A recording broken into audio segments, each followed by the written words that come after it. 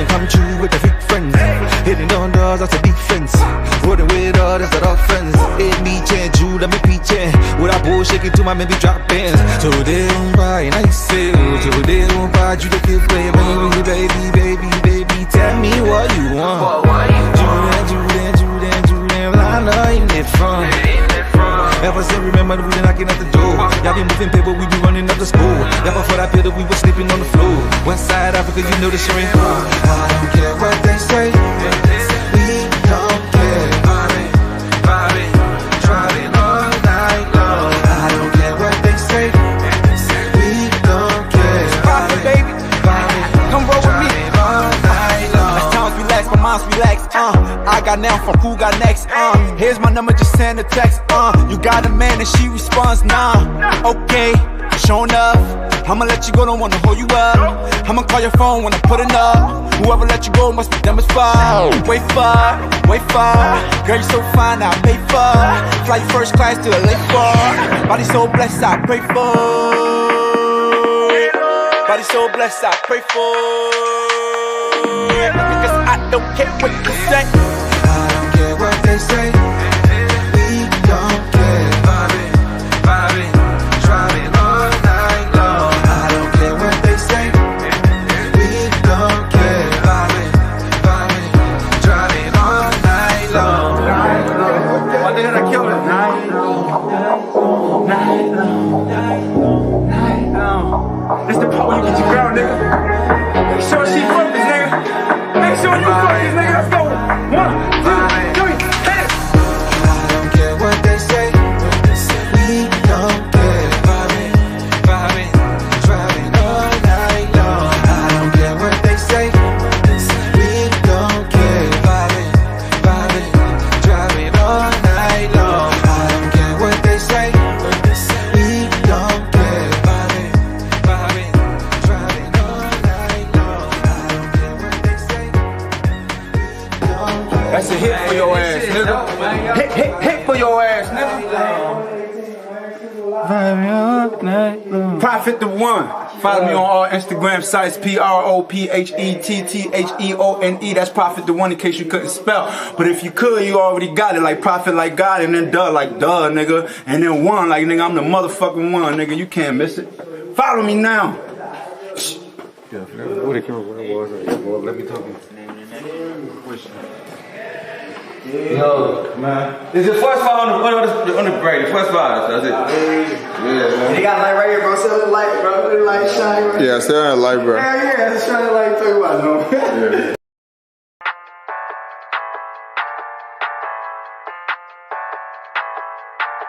Wavy Boy Productions.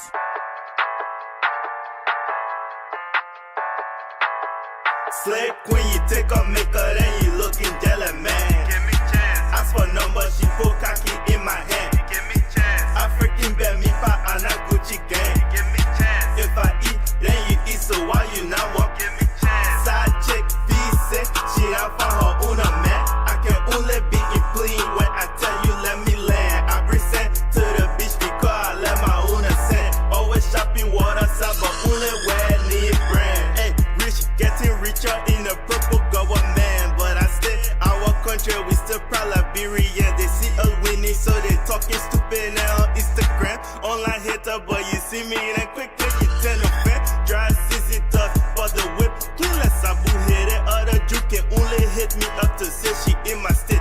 Anytime we see her, to mine increase the US rate. Taking selfies, but I Davido, I have my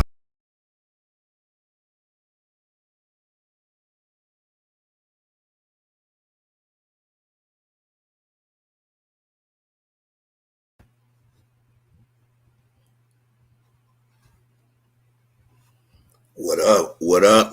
What up? What up? What up? What it do, y'all? What's going on? It's your boy. Welcome to the party, to the Black Friday Smoke Show. I want to send a special shout out to everybody that wrestle with the old ladies at the Walmart for the $45 80-inch flat screen joint. For everybody that allowed their consumer beasts to come out and fight for the $6 Roku joint. What's going on? Let me first do what I'm supposed to do and send a special loud and shout out, special love and shout out to the folks. So let's see who we got in the spot tonight. Of course, 100 watts, he'll be jumping on. What up, Dante, Dawn, Sherelle? I want all my 14 now. Hi, Danique, what's popping, yo? You know, I'm getting my little flex on. All right, what the funk, my dude, what's going on? JB, what's popping, what's popping? Robert Graham, thank you for the love. On the block with Jizen, what's going on? April Carter, all right, fire up. Puff, puff, pass, though. Remember the rules. All right, Tristan, what's popping, son? Who else we got here? Mr. Best in the World, my man. What up, Natalie? Welcome to the Smoke Show. Yes, it ain't cheap. Your tuition is a push of a button. Knowledge and relationships in the building. Miko Mecca, what it do? I see you. All right, just a guy. What's popping, family? I'll take that title with humility. I'll take it with humility, because guess what? Psychologically, what's up, Natalie? Psychologically, Tristan, I still feel that I'm an infant, so my mind is open to learning more stuff. You get what I'm saying? So some folks may look at me psychologically in college. Nah, for me, this is kindergarten, because this world is so deep. There's so much stuff to learn. And even after you've learned all of it, you still don't know it all, because now you have to learn other people's interpretations of the same thing that you're looking at. Once you start learning all the facts, but you can't really learn all the facts. But even if you did, you still ain't finished learning, because other people may interpret them facts differently. You feel me? What's up? Who's performing, Jim?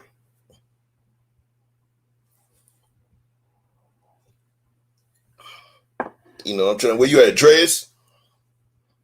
Let me find out. Friday night at Dre's. You got to be at Dre's MGM, maybe. You know, Vegas is my spot. Dre's at the Cromwell. That's definitely one of my favorite clubs in the country. If you ever been to Vegas, check it out. Shit, they owe me for a plug. Boom, boom. My man, I was waiting for you. What's good, my brother? What's good, man? You know what? You made it hard on me. I had to type all that weird shit. Yo, I was having difficulty at that moment. My bad. Yo, where we at? Let me see. Here's what I'm gonna do. Cause you know we give them a little musical interlude. There's nothing wrong with that. I wanted to wait till you were on here. Yeah, man.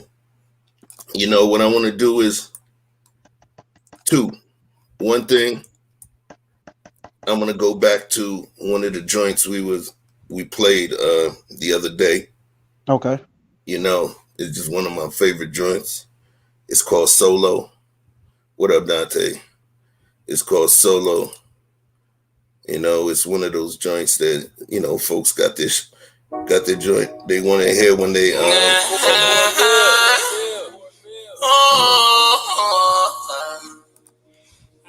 I got it. Don't worry about it. Yeah. You know, some folks got their workout music. Some folks got their calm down music. This one right here, this is actually one of my calm down joints. I'm going to play this, and then we're going to get into your joint next.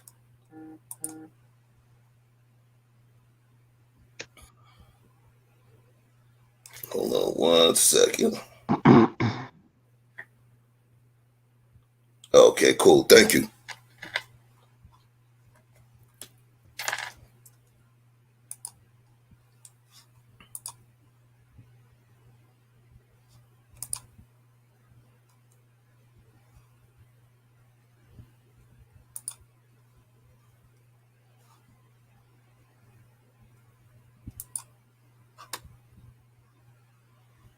Let me know if you could hear the music.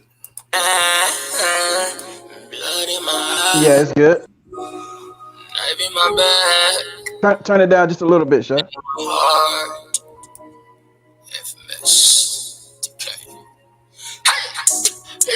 in the bottom of the Hennessy bottle.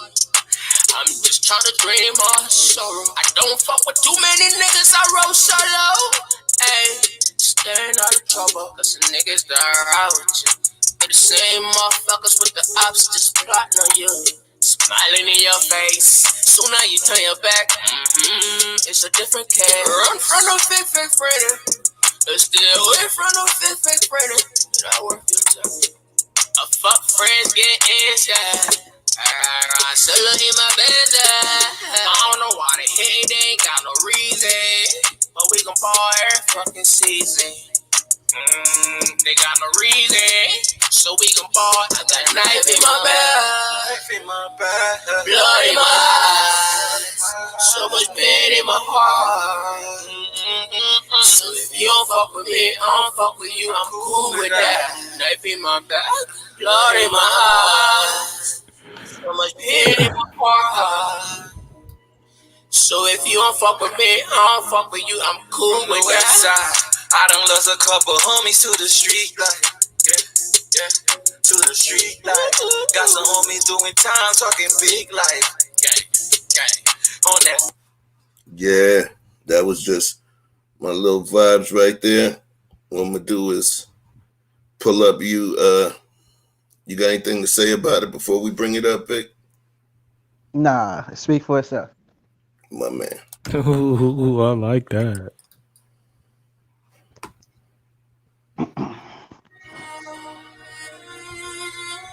I just like the sound. Can you hear it? Yeah, I can hear it.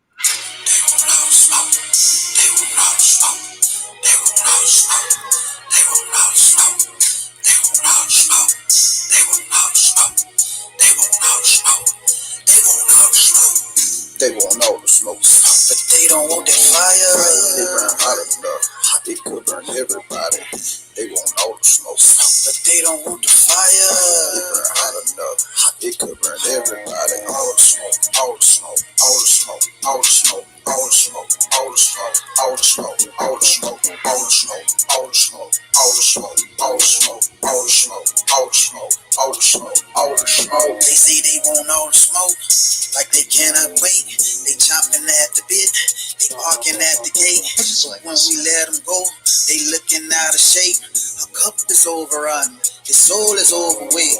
Look at him sweating when I hold him accountable. Go ahead and say your piece, the truth is insurmountable. This ain't really what you want, and you know that. Just hold your breath if you can't handle the blowback. They want all the smoke, but they don't want that fire. It burn hot enough, it could burn everybody. They want all the smoke, but they don't want the fire. It burn hot enough, it could burn everybody. All the smoke, all the smoke, all the smoke, all the smoke, all the smoke, all the smoke, all the smoke, all the smoke, all the smoke. That's it, officer. Cut it.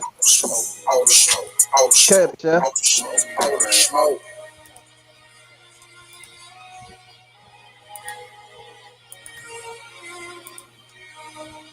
I just like the sound.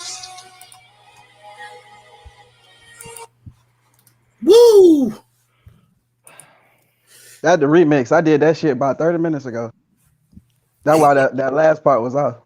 But it's all good. I just want want the all the smoke. They want the smoke. They want the smoke. This the smoke show, ain't it? He had a theme song for the day. Yo, son, I'm gonna give you your props, bro, for recommending, because I hadn't seen it in a minute. That LA Leakers freestyle, with Simba. Ah, Yo, bro, let me tell you. Uchiwali, and you know I'm a New York dude, right? You give me Uchiwali instrumental, you give me Shook Ones 2 instrumental. Those are two of the things that I write to for my ghostwriting and my hooks. And you know what I mean? It's like just because the switch is that one right there. Whew. Yeah, let me bring another homie up on deck. Ooh. Hold who on. that O? More Blazer, man. This What's guy's happening? man. Mr. Oh man, That you that O? man crazy, Can y'all hear bro. me? Look, what's that? Is that a I should have known. I should have Can y'all known. He's hear so me? fly. yo, this dude is a freak. You got a massage table behind you right now, family? Who, me? That's Oh, a okay. bed, bro. It's the Ain't room. nobody else got no That's table. what I'm That's a saying. bed, love. Okay. Okay. I'm just in the room. What's This man going got a on, money Mr. I told you pole, bro. my daughter I in town, dig it. so she confiscated my studio upstairs. She playing Roblox on my computer and she having fun, man. All We went right, shopping all today, right. tore up the Galleria. She having fun. Nice. Let them know. So I'm Let in my them know room that you're tonight. not just a supermodel. Let the folks know who you are. Oh, Okay. I'm Mr. O, and I'm just living, man. Y'all check out my channel. We're gonna talk about life, lifestyle, family, gang, whatever. Really, I just wanna because I got 2 kids, a son and a daughter, man. Like, I want a better definition of what a man is, and so I want to start the conversation, man. And we ain't all got to agree on everything, man. But at least if we talking about it, we can get shit done. cool. So that's what I'm on. Now, So real what's- quick, before we get too crazy, can you do a watch flex for me real quick? I just want to see what's Oh on the shit, wrist. I didn't real even know quick. I was flexing. See. I just want to see It's it. the one rose time. gold padded, man. But I ain't nobody, man. I ain't about that. It ain't about I that. mean, look, I ain't trying to put you on spot. You feel me? Cover But it up. game recognize game. You feel It's me? so small on my screen right Looking here. I real can't familiar, even see Granddad. what y'all see. My bad. That's not even me. yeah, man. It's not even me. I headed to an event tonight, so I just got dressed, but I had to see, stop man. through. Fucks with it. I see you clean right now, son. You I clean. had to stop through. How'd it go Nah. last night after I left? Last night? Yeah, Oh, you y'all talking about kept night going? before last? Okay. Super late. Yeah, I know what you mean. Night. Yo, that was the longest stream I ever did, man. That stream was 6 hours and 15 minutes. Hey, I Really? blame that on you, O. I blame that on you, O. They rode that Really? Danny. What's his name? Danny. They rode Danny all the way to the end, bro. That's cool, man. The sun come up. I just hope it didn't get too focused on the mess and just on how a man handled a situation. That was my thing. I want to paint the picture on like what a man is, and there got to be some things that's standard on how we preside. Peace, King. We got conversation Agreed. with King on deck. What it do? What up, King? Ron P. All day. Ron P. and Mrs. P. from Luminous Body Essentials. Get your body luminous. Get your body luminous. Cool music. You know what it is. They're going to keep you luminous. Word up. So what's good? Let's talk about it. Let's talk about it. I mean, somebody got to get. Hey, Chef, you got to get that. Everybody who say some reckless shit in the chat, you need to put it up there. It's a smoke show. I want to address it. Right. I chose violence. That's why I'm on the block. Bong, bong, bong, bong. So, we got Teddy Riley in the building. That's funny. Hello. What we got? What up, Gina? Oh, I don't want to smoke with Gina. All right, so I want Mr. O. He brought up being a man, the standard, how we carry ourselves. Right? Say it again. I want to make sure everybody heard it. So Mr. O brought up, how to carry yourself as a man, right? How we react and how we carry ourselves and everything like that. I'm coming back. Huh? Oh, okay. I was having a conversation with someone today, and anyone who knows about LeBron James and Isaiah Stewart, the forward for the Detroit Pistons, and a little kerfuffle the gentleman got That's a great into. word. So it was a question about, was the reaction by Isaiah Stewart, was it a valid reaction to what had transpired between these two men? Hold on, what was the question? Wanting Was to a valid what? know if Isaiah Stewart's reaction to him getting hit was based on what Mr. O said, right? A standard is how men should carry themselves and how we should act. Is this Wow. fitting of the standard? And he disappeared right when the question got posed. I mean, that's just a valid question all the way around. But I would have to say, I think that was our difference that we had in the conversation, was who are we to judge someone's reaction, how they chose to go about. It's their turn. It's they spin on the wheel. If they want to fuck it off or blow it all in one wide, shit, go ahead. I mean, but Now, if you say what's the standard should be, I mean, how can you set a standard for a rage? by saying what's not okay when you're It's enraged. illogical. It's illogical. So he wasn't mad. He was raging. That's two different things. He redlined. Nobody could get a control of him. He ran over his teammates, his trainers. You know what I'm saying? That's who he was running over. So bottom line is he wasn't in his right mind. That's temporary insanity.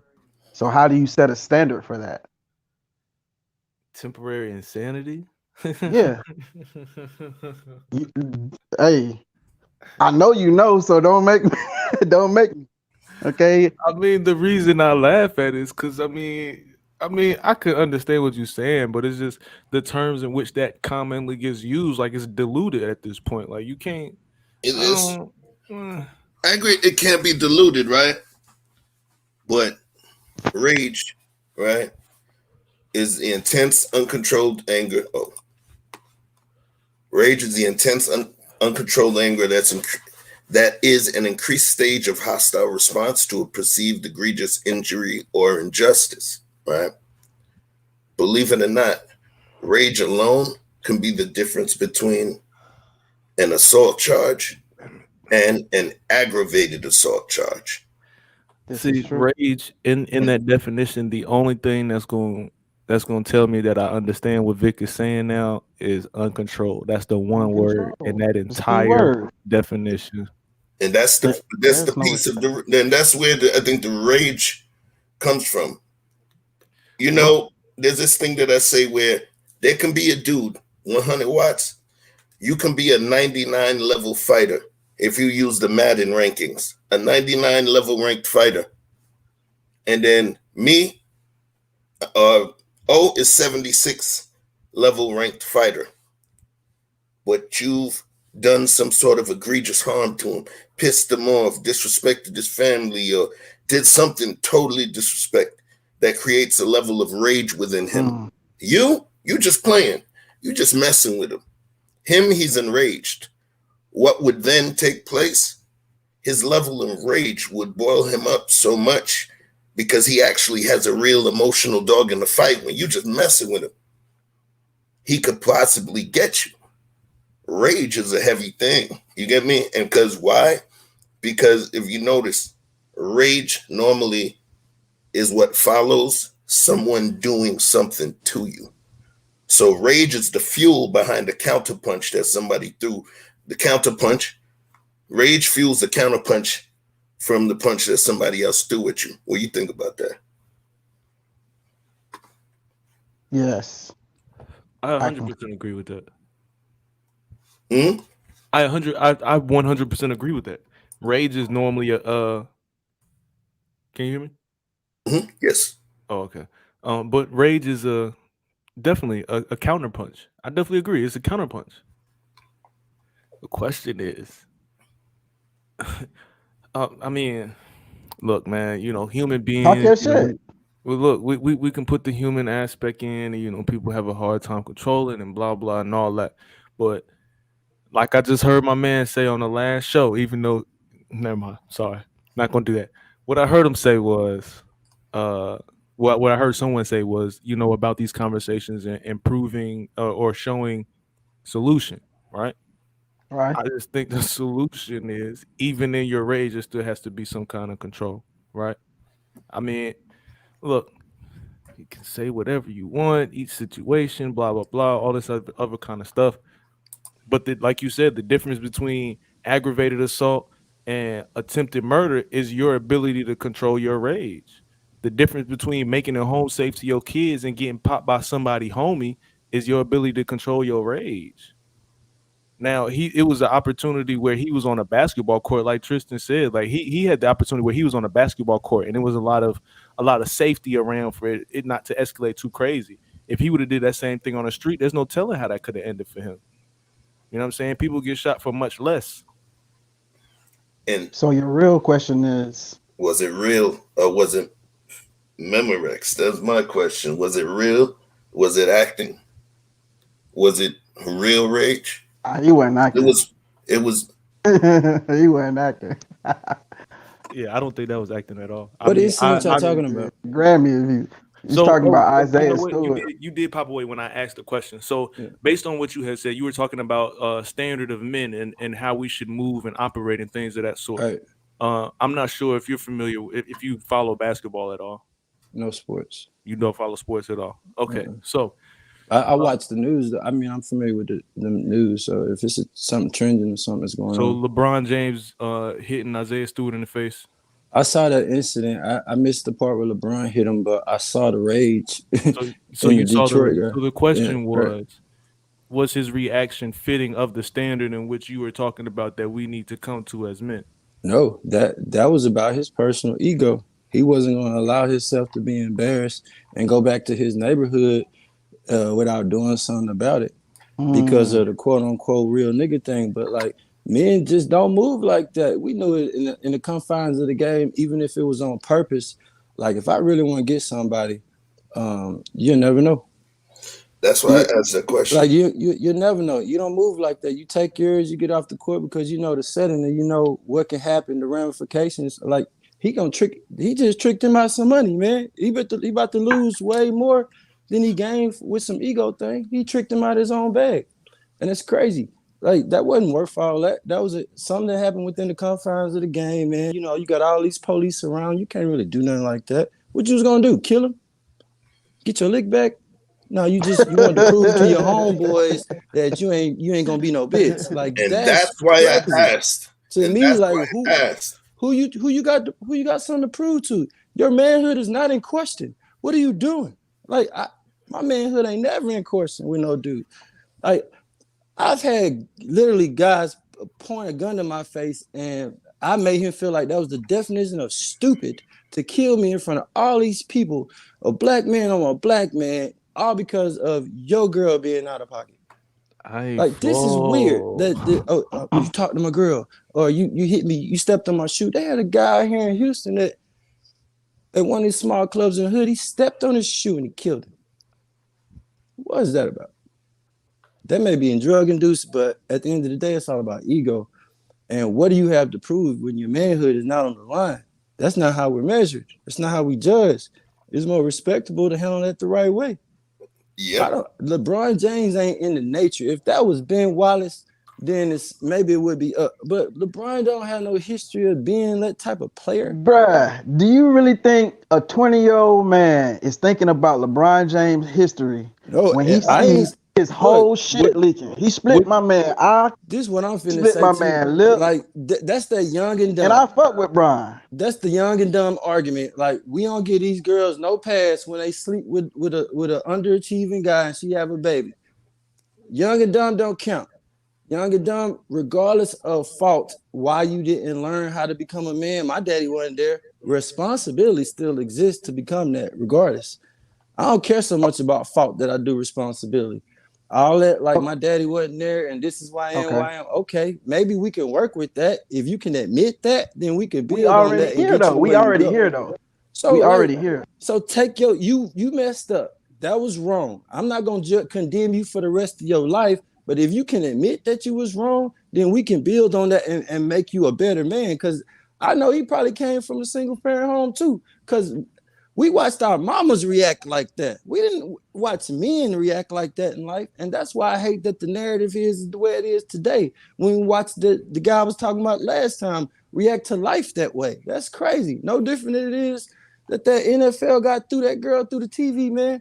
Overweight, it don't matter what it's about. That's crazy. I don't care what she did.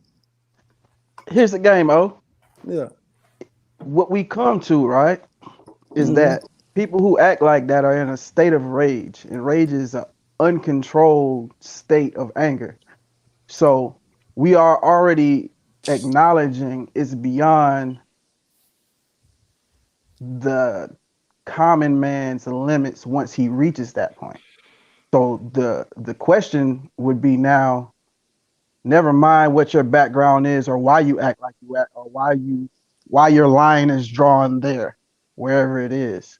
The question is, how does any man or any person for that matter keep themselves from going into a rage state? How do we better manage our anger even in times of See, when people say mean? stuff like that, like I want to go to like biology because like I always had a discussion, and I learned that like males are like brain dead at birth. There's like a chemical released in the womb that slows down our emotional side of the brain, and so in a sense we're like brain dead when we're born, and you can kind of see it like when you graduate high school, the males at 18 are like just happy they ain't got to go to class in the morning and trying to get through the day, and the girls is always trying to look for the next thing. And then you notice that males don't really like click that they really don't know it all until close to 30, whereas women, and this is why you get the dynamic of the older man and the younger woman.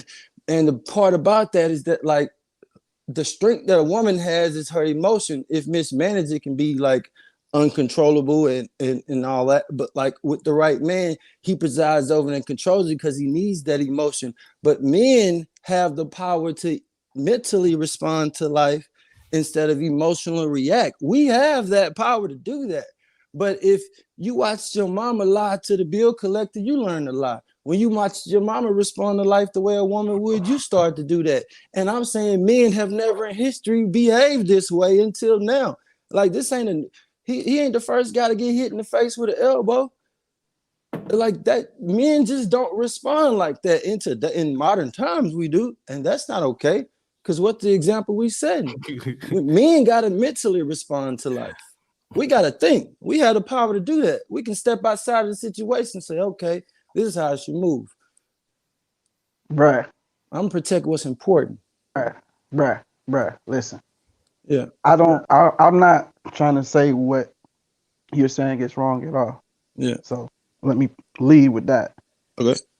But you have to understand when you're in a physical state of combat, there is a chemical reaction produced by that same body called adrenaline. And it does weird shit to people. And some people, there's a small sect like O positive or something. But these motherfuckers, when they see and or taste their own blood, it makes them go into a literal rage. I believe this incident was in the act he was of cool the until play. he It was in seen the act his of play, own right? blood. It was a part of the game at first, and then cool his ego his induced that rage. His ego? It was induced by his ego. It wasn't nothing else. Nobody excited him. Do you know how hard it is to get in the NBA and get playing time?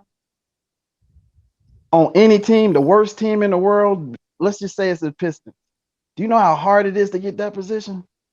He making millions of dollars. If he blew his smoking weed, I would be like, okay. But you don't think he know how not to rage? He ain't never been hit in the face before? He don't have a history of raging, and LeBron don't have a history of being a dirty player.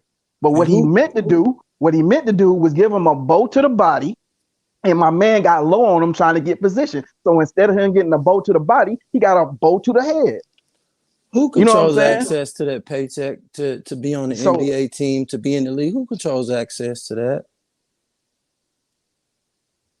The owners? Some rich white men, right? Right. And to them, you look like an angry black man. Stereotype, typical problems. True. Can't work with. We can't control that.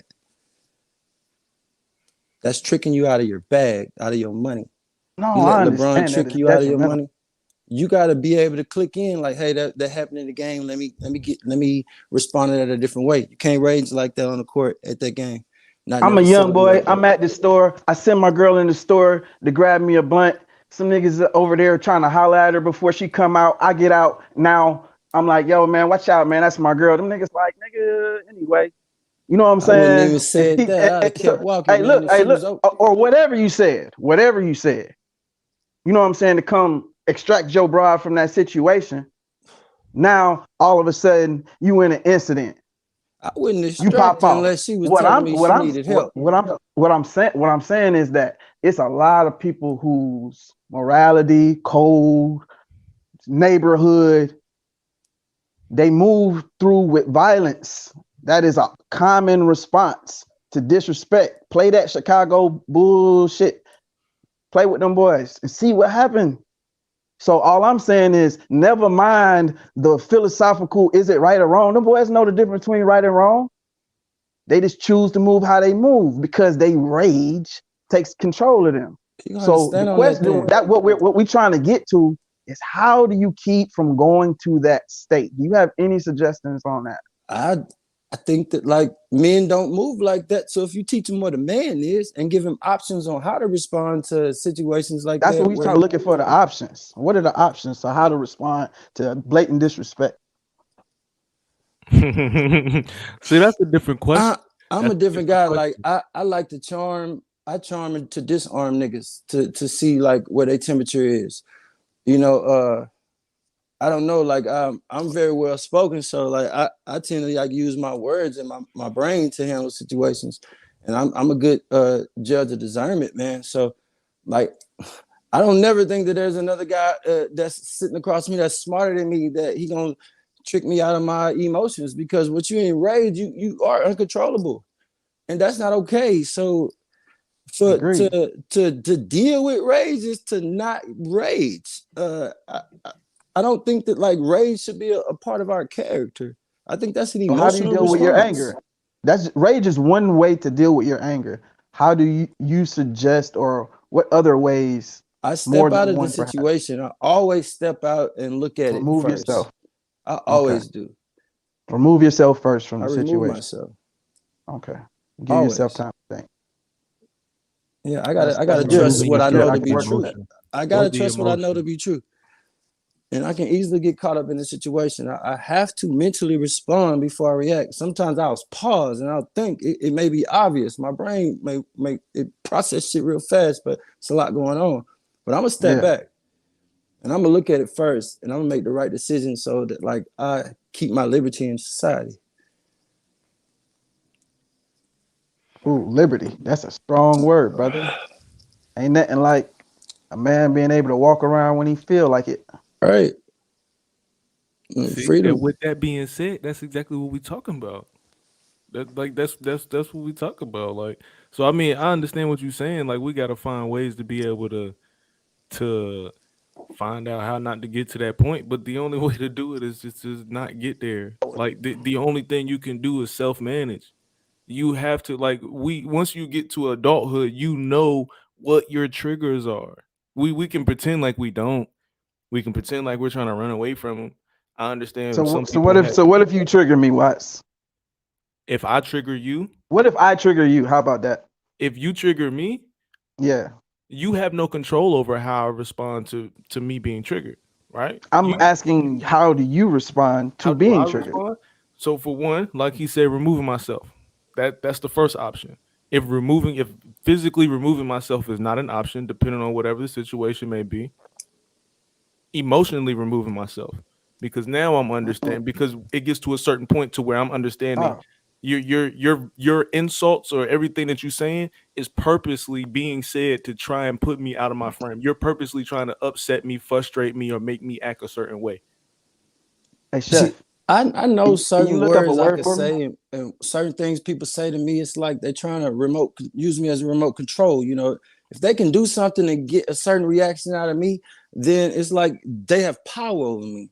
So I got to step back and I got to control the situation. I'm not gonna let you say something or trigger something to me that's gonna make me do something out of my character to have me going to jail or losing some money. I just know it's nothing anybody on this planet can say about me that's gonna make me change how I feel about me. My manhood is not in question.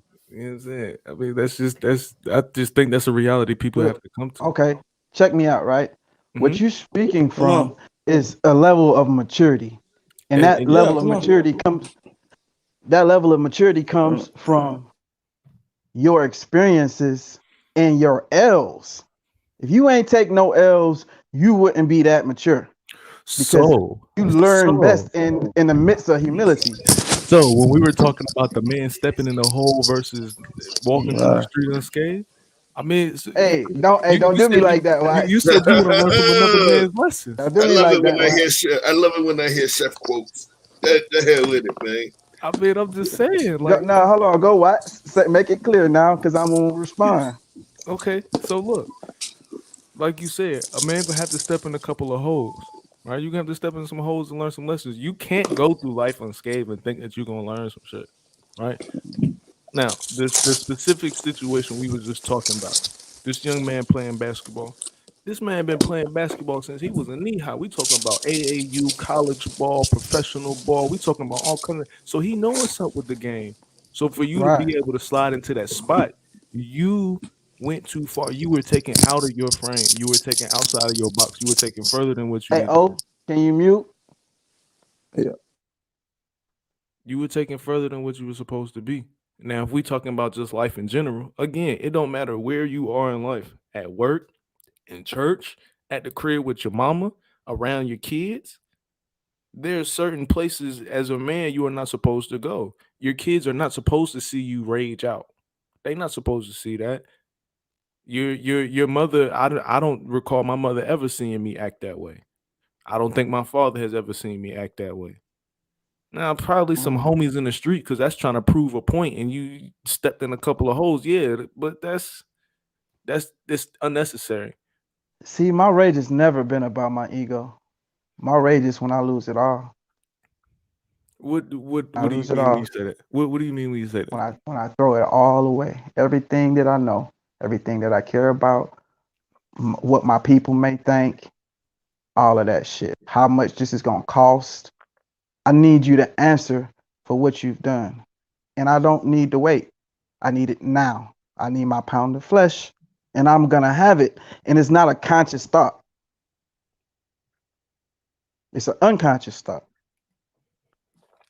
So when you say something like step away, I can use that because even in that state, if my instinct, which has to be trained, is to step away first, it'll buy me enough time that I may be able to come back to if there's no further offense. But once you be like, oh, this nigga, he got me for real. Oh, see the level escalated once you realize the damage done. A lot of those times you can't even feel that when your adrenaline pumping that high. You be done took all kinds of damage. I know. You know what I'm saying? I know. Only thing stand between me and some bars is my mama and somebody else's mama. I mean, I just know that when you ask You me know the what I'm question, saying? I know that there's some things that I do for myself that I can't recommend for others, right? I can't Yeah. recommend put your hands in your pockets. It's a habit of mine. Once Shit. look, man, I'm telling So you, that's it's hey, that's a good one. but Step away and put your hands in your pocket. put your hands in your pocket. But That I can everybody can't use be that, with that. Watts. I can use that, Watts. I need something I can use. You got somebody you could call that'll answer the phone whenever you call that level you up. That's a very That good work one. too.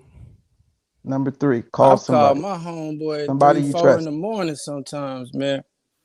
When Mm. my mind's spinning and I'm about to do something crazy. I got to get the pad now.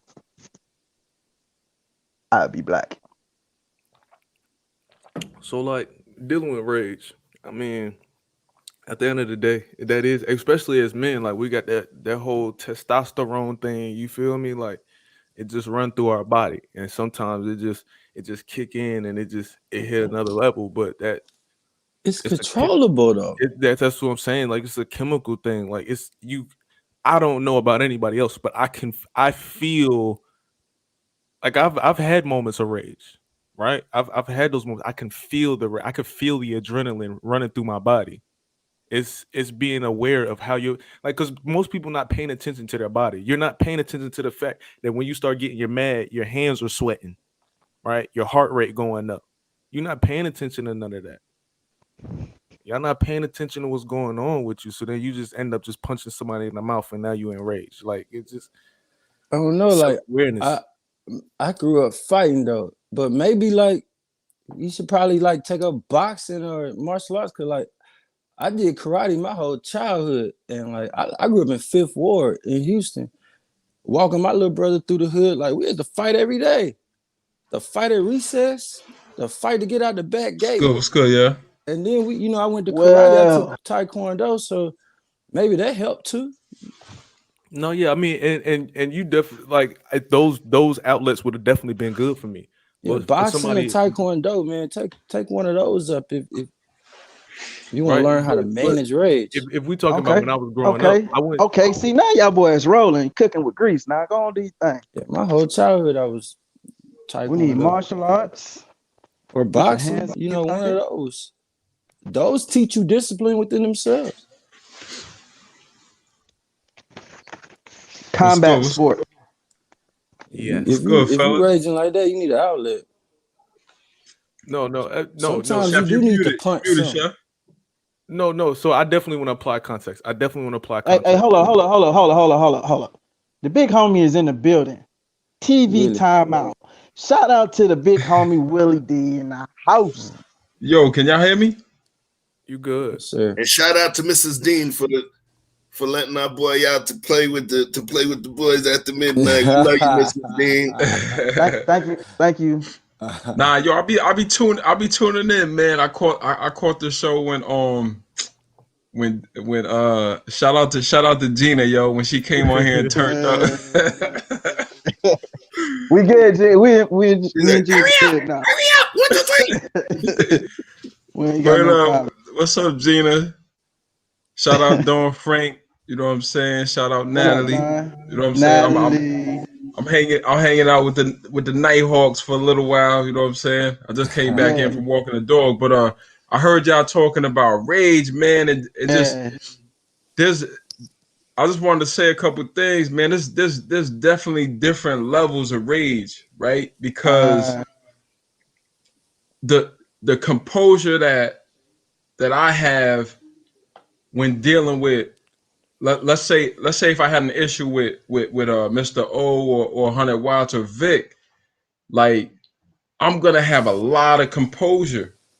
But if it was like my daughter or something, then it's a completely different situation. You know what I'm saying? So I'm sorry. What do you mean when you say that? So what I mean when I'm saying that is like as a protector and father of my daughter, I'm willing to go to further extremes than for myself. Okay, you know what I'm saying? So it's like I may be able to control my anger when it's just somebody having an issue with me, but when it comes to like my daughter or something, I won't be able to control it as much. Okay, let's talk about it. What are the levels of rage? Are there any definable differences between rage, states of rage? Well, I mean, there's many different levels to rage, but we got to look at what's the root cause of it. Cause, okay. You know what I'm saying? Like what's at stake? Because there's some people that are so dangerous because they're not even worried about what they're risking. Or you got those people that feel like they have nothing to lose. You know what I'm saying? So it's like, how can you talk down somebody who has nothing to lose? You know what I'm saying? When they reach that level that they about to take somebody's life, you know what I'm saying? Or are threatening that. If they feel like they have nothing to lose, how you gonna reach one of those? How you gonna talk your way out of that situation? And that kind of rewinds back to the point that I was stating about when we poke the bear and we create a level of rage within another person. We are pouring gasoline on that particular fire that's going to rage higher than we'll be able to put out.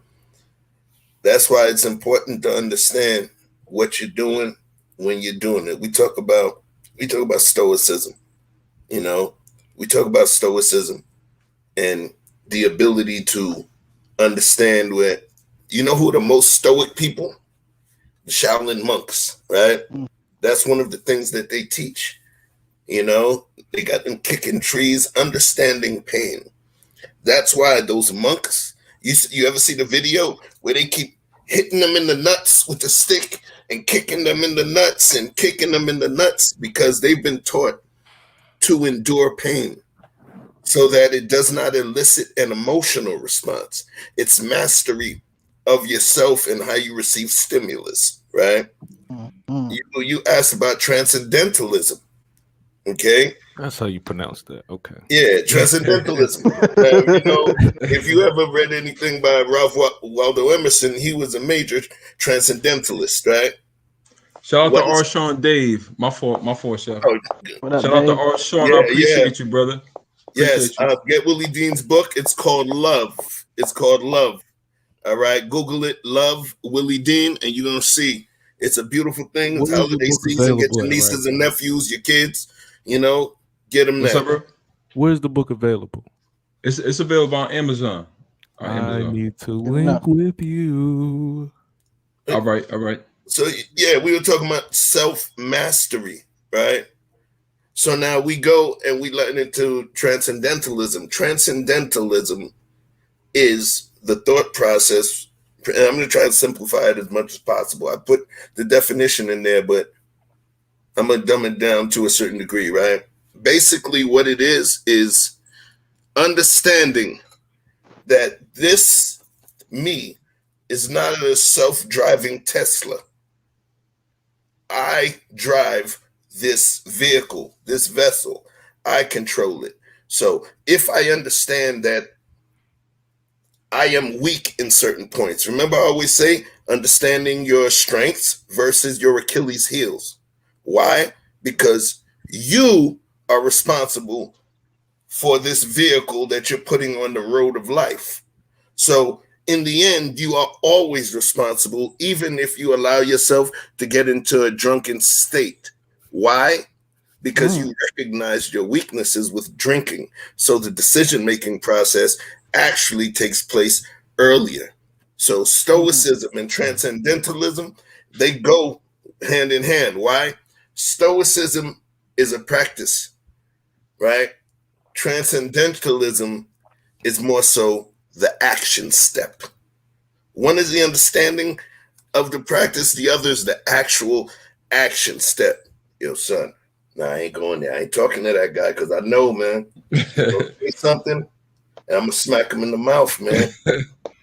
You know, this is all educational purposes, YouTube algorithm guys.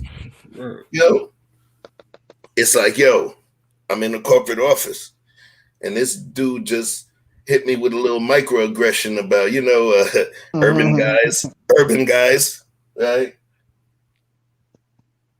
In my mind, I could slap him in the mouth, and all of those dudes sitting at the conference table will look away, look down, or leave the room.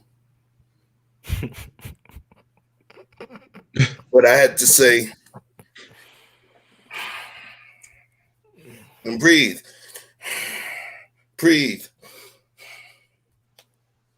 breathe. I have to practice self-mastery. I am not balanced. Balance is my martial art that I practice on a regular basis. That is how I maintain myself. So when I speak to that stuff, all I'm doing is metaphorically sharing my medicine with you, you know? But in understanding transcendentalism and stoicism, stoicism for me is important. You know why? I'm an emotional guy. I'm an emotional guy. So that's one of the things that I need. That's one of the things that's why sometimes you'll see me feeling away, you know, I might rock and then I'll be like this. My brain starts thinking. I'm like, okay. Sometimes that's for me to not be like, ooh, yo. I may do it sometimes. I apologize. I'm still a work in progress, right? But me attempting to practice stoicism is the thing that will prevent me and keep myself controlled. Even in a boxing match, boxers practice stoicism. Why? Because everybody got a plan until you get punched in the nose. That first punch, you have to remember to stick with the plan and not get pissed off, because what do boxers do? They catch that nasty little jab they didn't expect, rock their nose, it's still ringing through their cheek. And, you know, you get that. Now they just It's all want to fun go and out. games till you get caught with a hook. And then they want to start throwing haymakers and deviate from the plan and now expend additional energy. So stoicism is something that we actually all practice. If you ever had a job, there's just levels to this shit. What y'all think about that?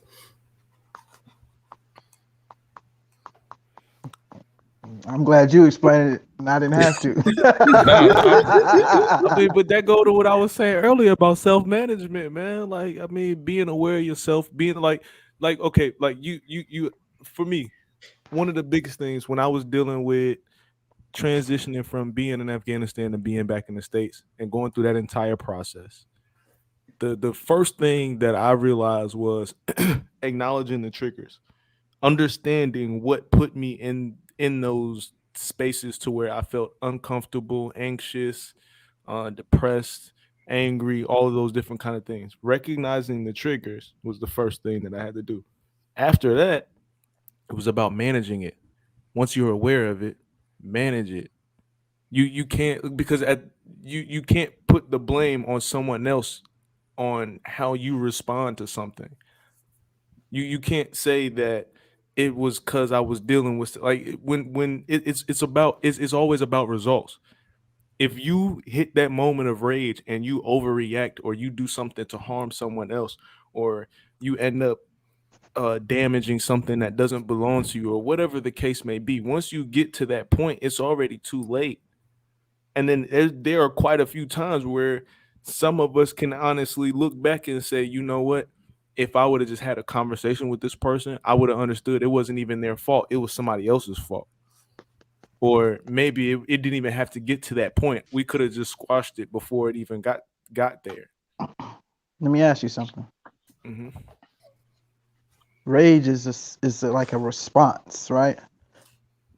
And you can train a response, because generally when we're in a excited or an emotional state, say for instance you were drowning, you were on the boat, next thing you know you weren't on the boat and you were in the water, your instinct would kick in, whatever that is, trained or untrained. So I noticed that when people get in these situations, they go to their instinct. It seems to be a state of panic, more so, not knowing exactly what to do.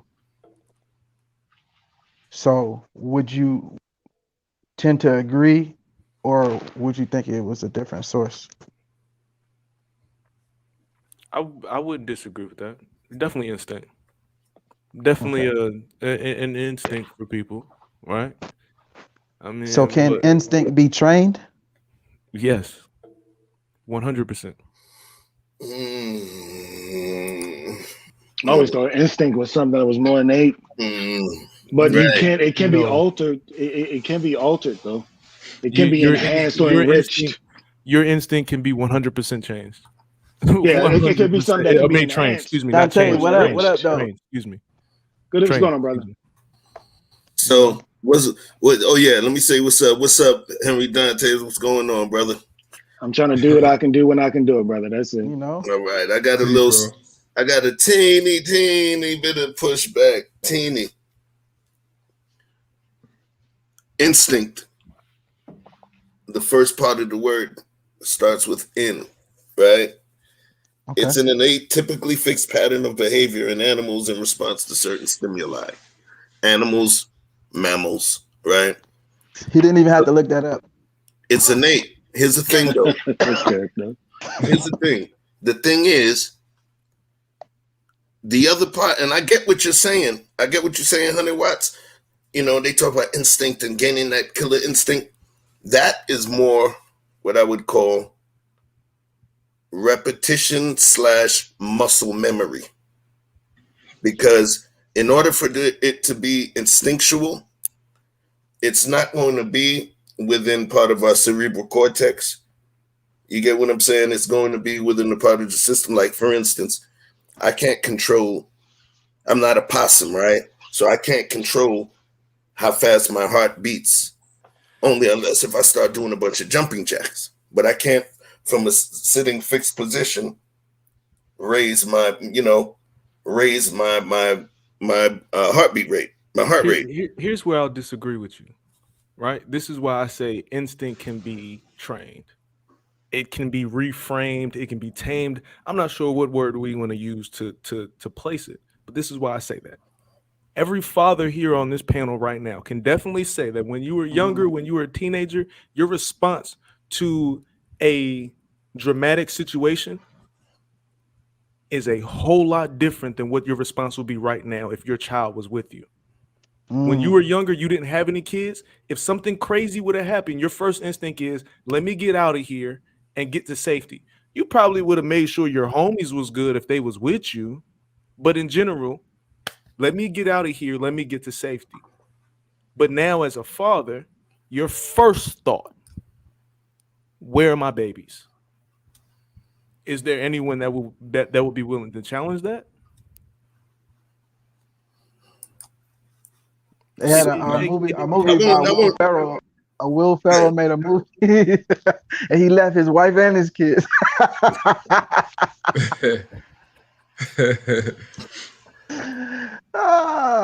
So we can't. For me, it's not pushback. It's not pushback, right? I'm not rejecting the body of information. I'm fleshing it out, right? If it's not automatically imbued within you, it's learned behavior. That's the difference between nature versus nurture. What your nature is, and then nurture is the stuff you've learned or the things you do to potentially control your nature. So we talked about stoicism, transcendentalism, right? And I talked about myself. My instinct, my natural instinct actually leans towards aggression, physical, non-physical violence, right? And anger. My transcendental training or retraining or balancing of myself is to utilize the tenets of stoicism to control me, to put a muzzle, to put the heater in the transcendentalism and stoicism is how I keep my heater in the holster or in the trunk, right? Or keep the gun safe locked. When I say that, metaphorical guns, y'all. That's what I utilize. But is it instinctual to me? The only part that's instinctual to me is the natural leanings towards the dark side, because I recognize that I can function comfortably within that arena. The only thing is, the person that I wish to be, I can't, because I don't like myself. The more present 40-something-year-old person doesn't like that other person. You So I hit have something, to Chef. lock them up. You hit something, Chef. You said, hey, mute one time, Willie. You said, my fault. Yeah, you good, You good. You said you were comfortable in that space, right? So I was able to move comfortably it was, within that space. or to move comfortably within that space. And I think a lot of people aren't comfortable in that space, so they overreact. And that goes to say, would you have to be more experienced with violence in general to avoid it? Can you re-ask the question? I want to make sure I heard the question right. Do you have to be more experienced with violence in order to avoid it? Like, I don't know, combat sports. Do you have to? It can help. Okay. Why? Because if you've ever been in a situation that's involved violence, expected violence, unexpected violence, one of the things that you start to learn about is a thing called SA, situational awareness. Right. All right. Situational awareness, being able to understand when you walk in someplace, knowing, okay, where the exit's at, paying attention, knowing what potentially could lead to something, seeing how certain two dudes play fighting, slap boxing. You know how that goes. I don't slap box very good. I don't play fight well because it's like, come on, Pop. I don't do that well because aggression is aggression. I don't have stages. My brother and I do that often. It's just on. It's on, right? So it's about understanding. So understanding the situation, understanding what can happen, and understanding who you are. If your light flips the switch and you don't know how to turn it off, that's also something as well. And that's what I talk about, like the werewolf movies and the Dr. Jekyll and Hyde, where they go and lock themselves up in the cage because they understand what's going to happen. So yes, violence, understand violence and seeing it happen, how it starts and all of that, without question, it can help you avoid it because you understand the telltale signs. If I could ask a question to the big homie, because I don't get the opportunity to sit on a panel with this gentleman here. That. And he's very composed. So I'm very curious because they always say the quietest ones are the ones you should always watch out for. The craziest ones. Right. So has there been a point in your life where like you had to kind of control your rage or kind of had to work through your own rage? No, absolutely, man. Cause I've always been the type, and I still am, like that. I internalize a lot of stuff. Like I let stuff go. I ignore stuff, and then it just builds up. You know what I'm saying? And to the point where I had a real explosive response to some things that if I hadn't let all of these things build up, I wouldn't have responded in the way that I did. So over time, I had to learn to find ways of releasing, these feelings, and stop internalizing everything. And one of the ways that I was able to do that not only through sport, but through writing. So like those are the two things, like aside from having certain people in my life which saved my life, and that was me writing and me also playing sport. You know, those were the two things that I did like in my life that helped me get things out that I wasn't comfortable maybe sharing at the time, or you know, like especially like say you went through like a trauma or a tough time, or maybe even an embarrassing time that was weighing on you, but you didn't feel comfortable. You didn't have somebody that you were able to share those things with and have that dialogue to where it gets off your chest. So, you know, through sport and through writing were my two ways that I was able to get a release, because otherwise I would have just ended up like some of my friends, close friends, and some of my cousins, and I would have been locked up like they are, unfortunately. But one thing I wanted to say before, I mean, I don't know if you were in the military, Vic, but I just wanted to shout out 100 Watts, yo. Thanks for your service. My cousin did 3 tours in Iraq, and you know, he's been home for like, I want to say like 5 years, and he's just now, you know, telling me that he's just now starting to get normal. You know what I'm saying? Because he was at a point in his life where he went back those second 2 times, because the first time that he was over there, he felt like, you know, his family had abandoned him. So the second time, the two times that he went after that was more of like a suicide mission, because he didn't care if he died or not. You know what I'm saying? And that mentality may have been the reason why he was able to come home.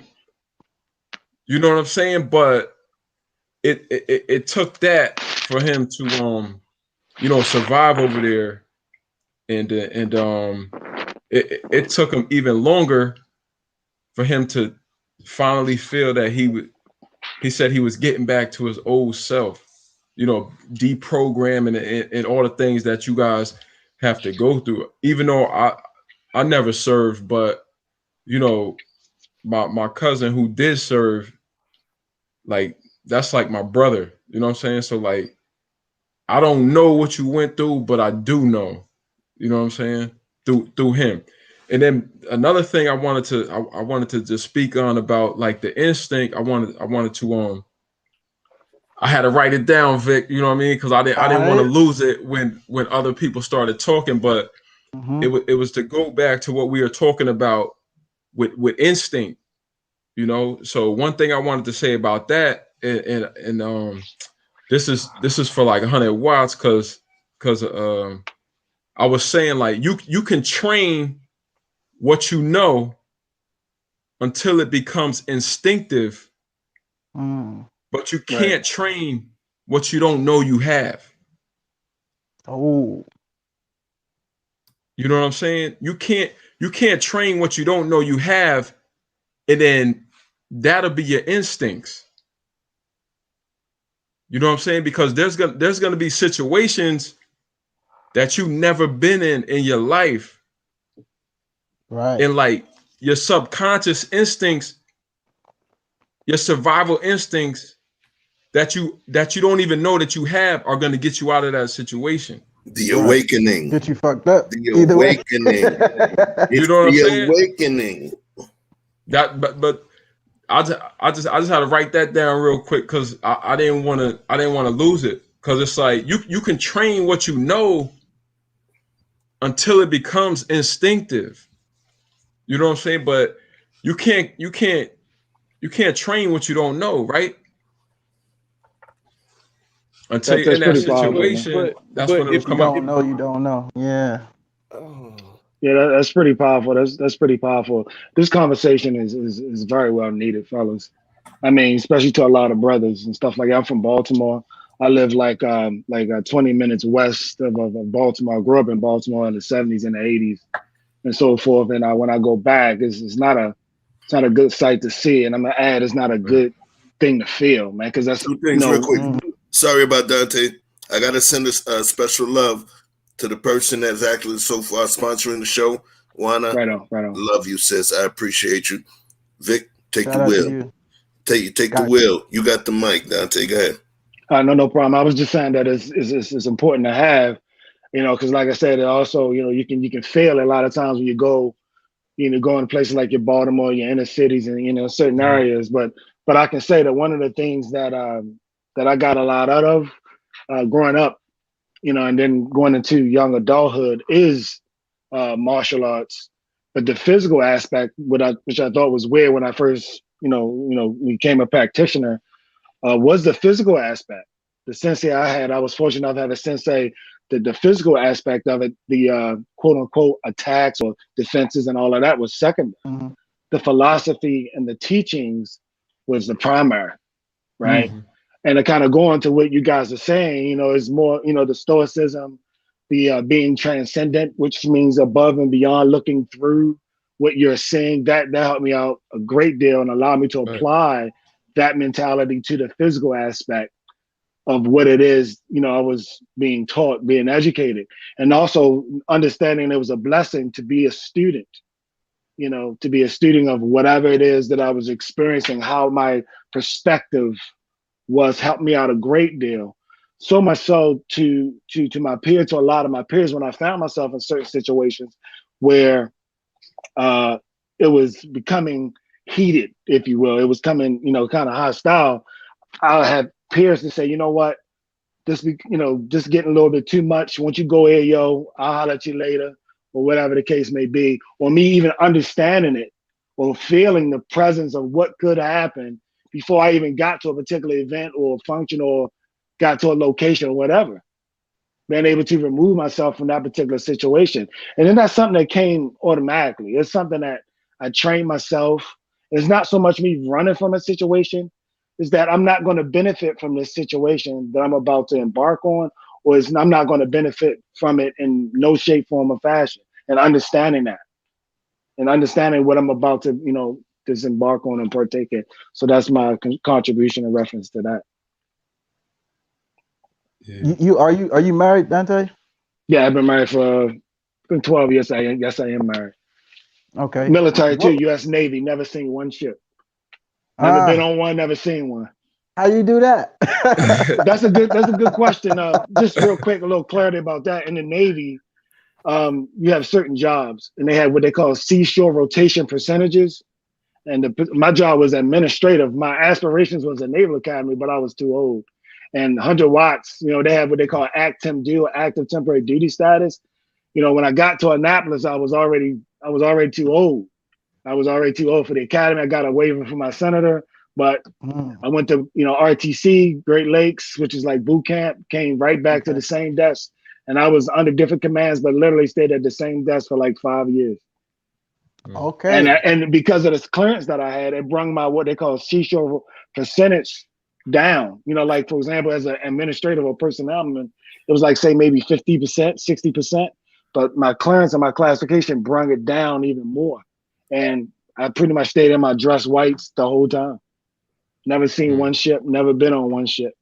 Yeah, no. Once I made it to my duty station, I think they had orders for my pre-deployment training within 90 days of me arriving at my duty station. Enough respects to you, bro. Hey, my shit was just the opposite. Them boys was just coming back when I got there, and they was leaving right after I left. I caught a lot of those cats coming back, man. And I will tell you, even for the cats that was on shore duty, what you guys was talking about being, stoic and just basically, controlling your emotions. I mean, even in like a peace station, if you will, or being shoreside. I mean, I've seen situations where cats, coming home from or being in transition from sea duty or deployment duty, and they coming back and they going to work the next day and they got another man's name on their uniform. And let's just say it don't end well. and it doesn't end well. Crazy. Now I will say I do like in terms of military families and deployments and things of that sort. Like I personally on my channel, my father and I, we talk about this is because a lot of the time that I needed with my father was missed because of the deployments. He was in Iraq. He was in Africa. He went to Guam. Like my father did so much moving around. So like that military aspect, like there was a lot of stuff that I missed from him, you know what I'm saying, in terms of middle school and high school because of that, right? And him returning home, him having to, get his transition going on, coming, transitioning back to being stateside, right? So then that caused a whole lot of other things. So these conversations are important because it's like rage itself. We can kind of understand, like we can understand it. It's relatable. We've all been there, you know what I'm saying? Because it comes from so many different places. Willie mentioned before, if it was involving your children, I can understand that. There's nothing you can tell me to make me calm down if this is involving my child. You see what I'm saying? Like logically speaking, to me, is just if my child is in danger or if my child is missing or something like that, like you can't calm me down, right? Let me tell you a story. Let me know what you think about it. I had a situation. My oldest daughter, she's married, husband, doing her thing. She's an educator. But when she was in middle school, I remember being called up to school. Her mother and I went up instead, just myself to the school. She was being bullied. Her and a friend of hers was being bullied by a little boy, same age, same class. So he was literally spitting the food out of his mouth in their faces. I mean, he was terrorizing them.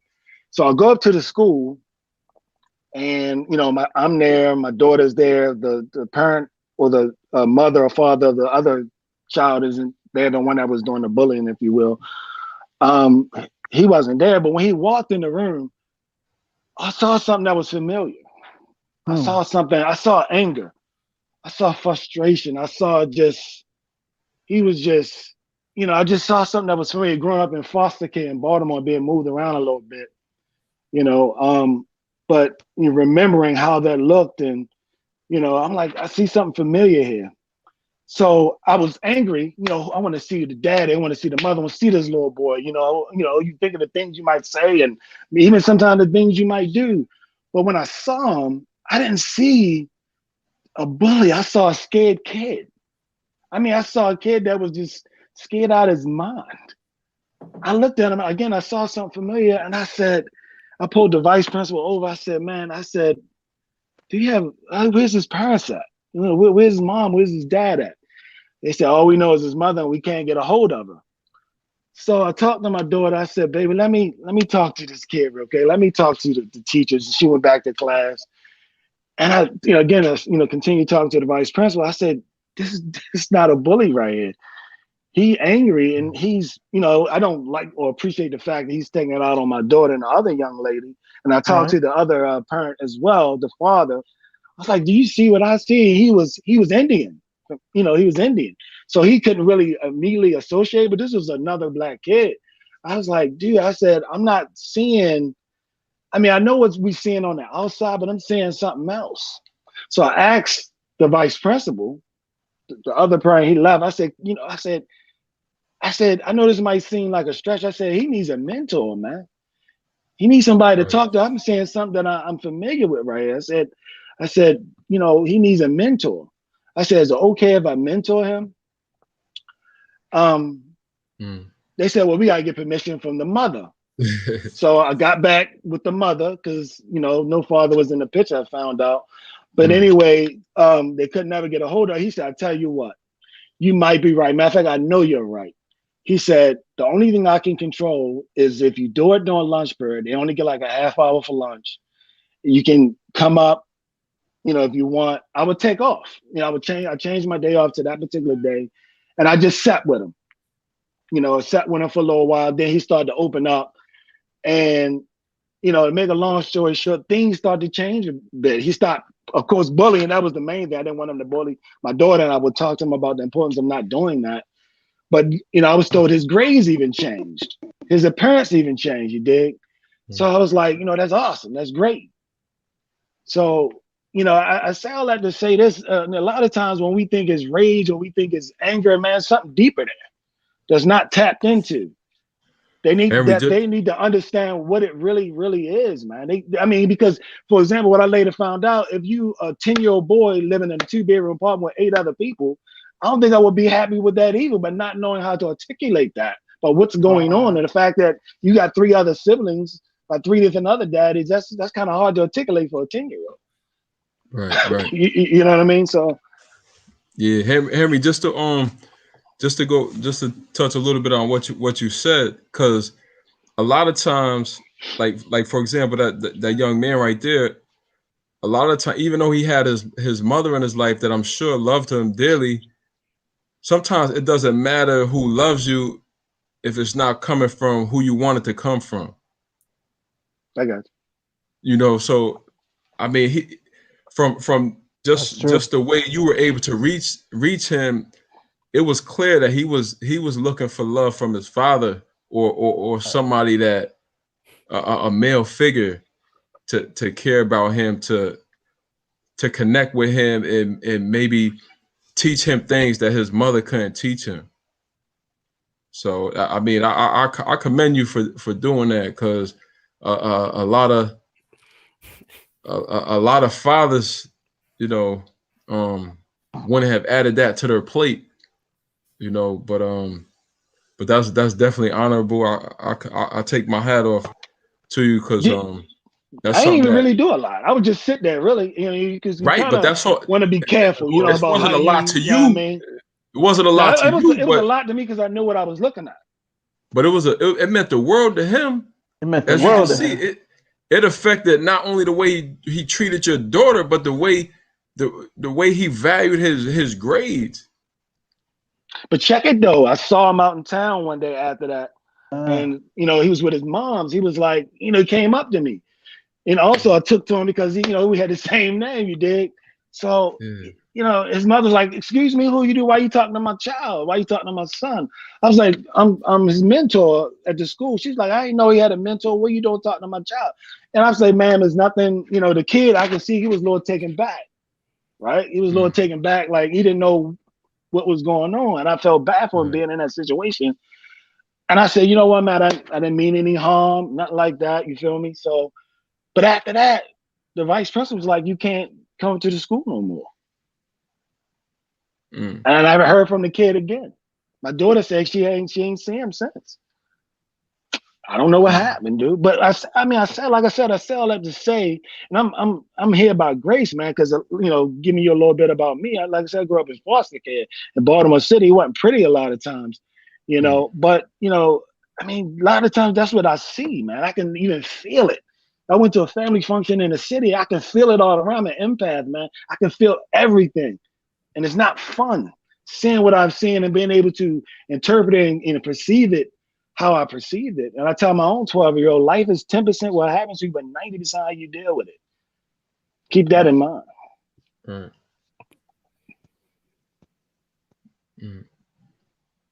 Chef, what's cooking in tonight? Yo, we kind of took this rabbit hole, but this is a good one. Listen, I didn't mean to be too heavy, but I just thought I would share that with y'all, man, for real. Nah, appreciate it. Here's the thing, though. This is not actually a rabbit hole. This is not a rabbit hole. What it is that we're all on the way. Throw the definition of rabbit hole up for while you at it. Well, yo, hold on. Listen, hold on. Let me say this. It's not so much a rabbit hole as more of a trip. You know what I mean? We all have the same destination, and we riding the bus. And we driving the van or we driving the truck. Only difference is each of y'all are taking turns at the wheel. And each of you have a different driving style. We got the safe driver. We got, Mario Andretti's cousin. You know what I mean? Bubba Wallace, right? Yeah, that. You feel what I'm saying? We got different people. We got different people driving. And what it is they're going to take us down the route that they normally take to get to wherever it is that we are going. We may all end up agreeing on the same thing, but what each of those people have done is taken us. Remember, the destination is not always as important as the trip. Why? Because that is where you do the majority of your learning, on the way to that place. And if someone takes you up a road that you would not have normally gone, almost like the path, the path or the road less traveled, that's the time where you will have your paradigm shift. Because some people on the specific roads that they've taken through life, that's the time where you're not used to it. I like that. And that's the ad lib come back on me. Echo, right? I guess we are in the echo chamber. Nah, you stop. But that's really what it is. So the rabbit hole, no. You know what I mean? Tell me if you heard this one before, Chef. You may very well make your destiny on the road you took to avoid it. Say one more time. Say it again. One more time. You will very well make your destiny on the road you took to avoid it.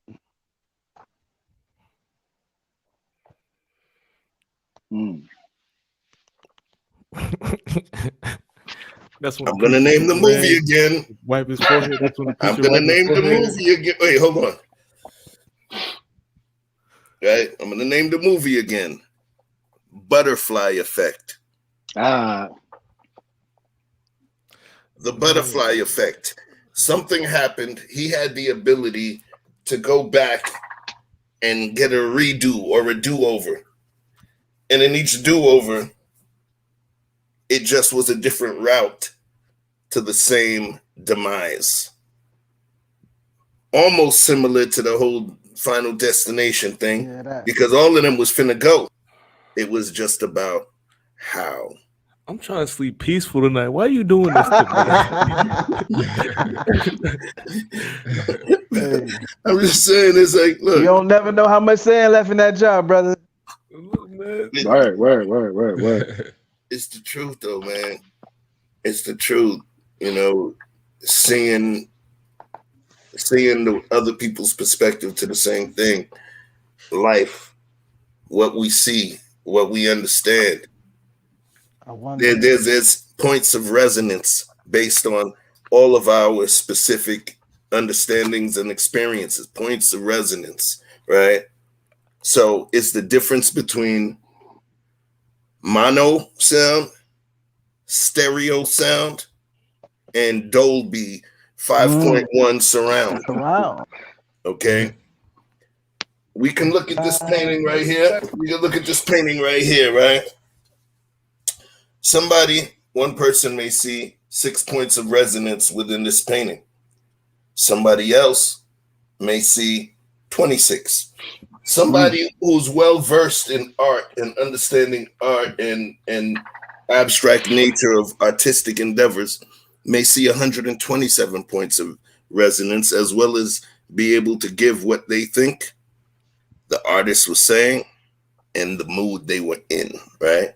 That's based on their level of experience, their tangible, empirical evidence and experience they had with regards to art and perception. We can all see the same movie, but you saw something that you bring up to some folks and they ain't even get it. That goes back to the metaphor of the Book of Eli movie. There's people that I saw the movie, there's folks that saw the movie a couple of times. And I told them, they're like, yeah, I saw it twice. It was all right. I said, did you catch the big reveal at the end? It's like, what? When he died? I'm not going to, spoiler alert, I'm not going to mess it up. If you ain't see it, see it. But the point was, how did you miss that? But as I had those moments in my life, I started to recognize, look, chef, dude, pup, guy, whatever. Yo, son, you're more weird in terms of the way you think and how you house information. So they probably ain't see it. Just tell them about it or show it to them and point it out. Everybody doesn't think like you. So that's where the point of resonance thing. I love looking at somebody else's perspective. So a point of resonance. I want to see if I can get this from all the gentlemen here, because all of you guys are older than me, right? So I'm looking for a moment of growth, right? So here's the question that I want to pose to y'all. As I feel like as a man, we all have experienced, or we may come into these moments where you have to stand on your feet as a man, right? You kind of have to, flex your muscle a little bit, right? You kind of have to use that testosterone that flows through your body a little bit. What makes those moments different between rage and standing on being a man? Like what does the difference between those look like? Well, I'll tell you one thing. I'll tell you one thing, 100 Watts. Like, you got to be careful not to react in the moment. And the reason why I say that is in the heat of the moment, you can react to something, and then, but in that same instance, let's say you go walk away from that situation and then reevaluate the situation and then come back, you're gonna react to it completely different. You're gonna handle that situation completely different. So a lot of the times we react off emotion and not the entirety of the situation, and that could be like understanding where they're coming from, understanding where you're coming from. What are you risking in your situation? Whether you have a family or not. And then sometimes people react to situations differently when there's an audience and when it's one-on-one. You know what I mean? So we can't get the battery in our back from the audience. We can't get the battery in our back from our pride. We have to, be smart enough to take those things out of it and not let our emotions and our feelings let us jump out the window and react to something that we know if we took that situation home and reevaluated it and looked at every angle, we have a better picture of it and we'll be able to handle that situation. That's why one thing, man, I try not to do is I try not to argue with somebody, or even my wife, for example. If something happens that I'm not fond of in that moment, I try not to respond at that immediate time, because I don't want to respond the wrong way. I want to make sure when I do respond that I have all the information that I need to make the best response that I can. Yeah, I like that. That was pretty dope. Well, one of the things I learned in Aikido, one of the things my sensei told me, he said, even when you take a step back, because I remember in class once, one of my classmates was like, "You look like you're retreating." He said he's not retreating; he's fortifying his stance, right? Because in Aikido there are no strikes, there are no kicks. That's why they call it. That's one of the reasons why they call it the art of peace. Right? What you're doing is you're using your opposition energy and momentum against them. So you're fortifying your stance. You're fortifying your stance. You're not retreating. You're fortifying your stance. So, and how or what happens next, I should say, is going to depend, on them. But you have the ultimate control over that. You know what I mean? It's kind of going back to what I call a life mathematics. Again, life is 10% what happens to you and 90% how you deal with it. How a person acts is their journey. How you respond is your own. How you respond is your own. And you're not weak at all.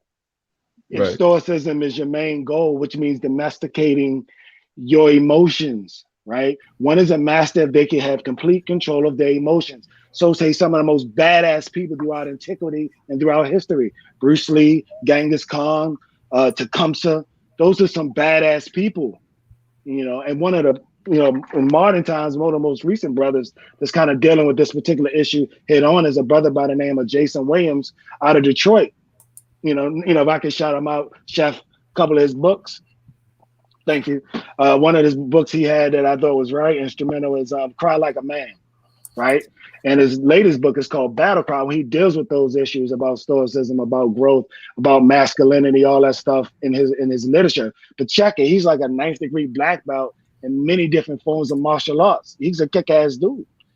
He did some good stuff talking about the chakras, understanding your chakras as well in terms of their impact and the Reiki. Right. So I mean, it's just basically controlling your emotions, know what it is you're looking at when you approach it. As again, like Willie Ding, that brother said, another reacting versus responding. Learn how to respond more.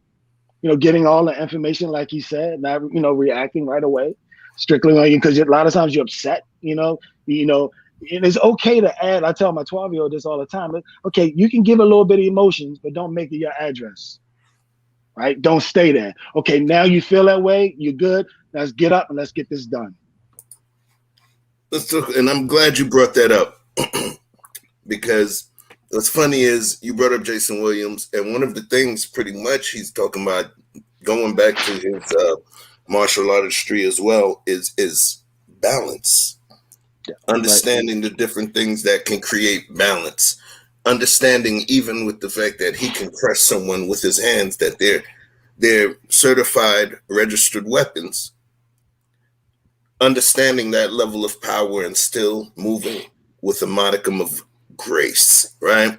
So just to keep it entertaining, because we can't just be informational, we got to keep it entertaining as well. So I'm going to play a little video of a story someone we all know has told, and it's pretty interesting when we think about it. Do this. Here we go.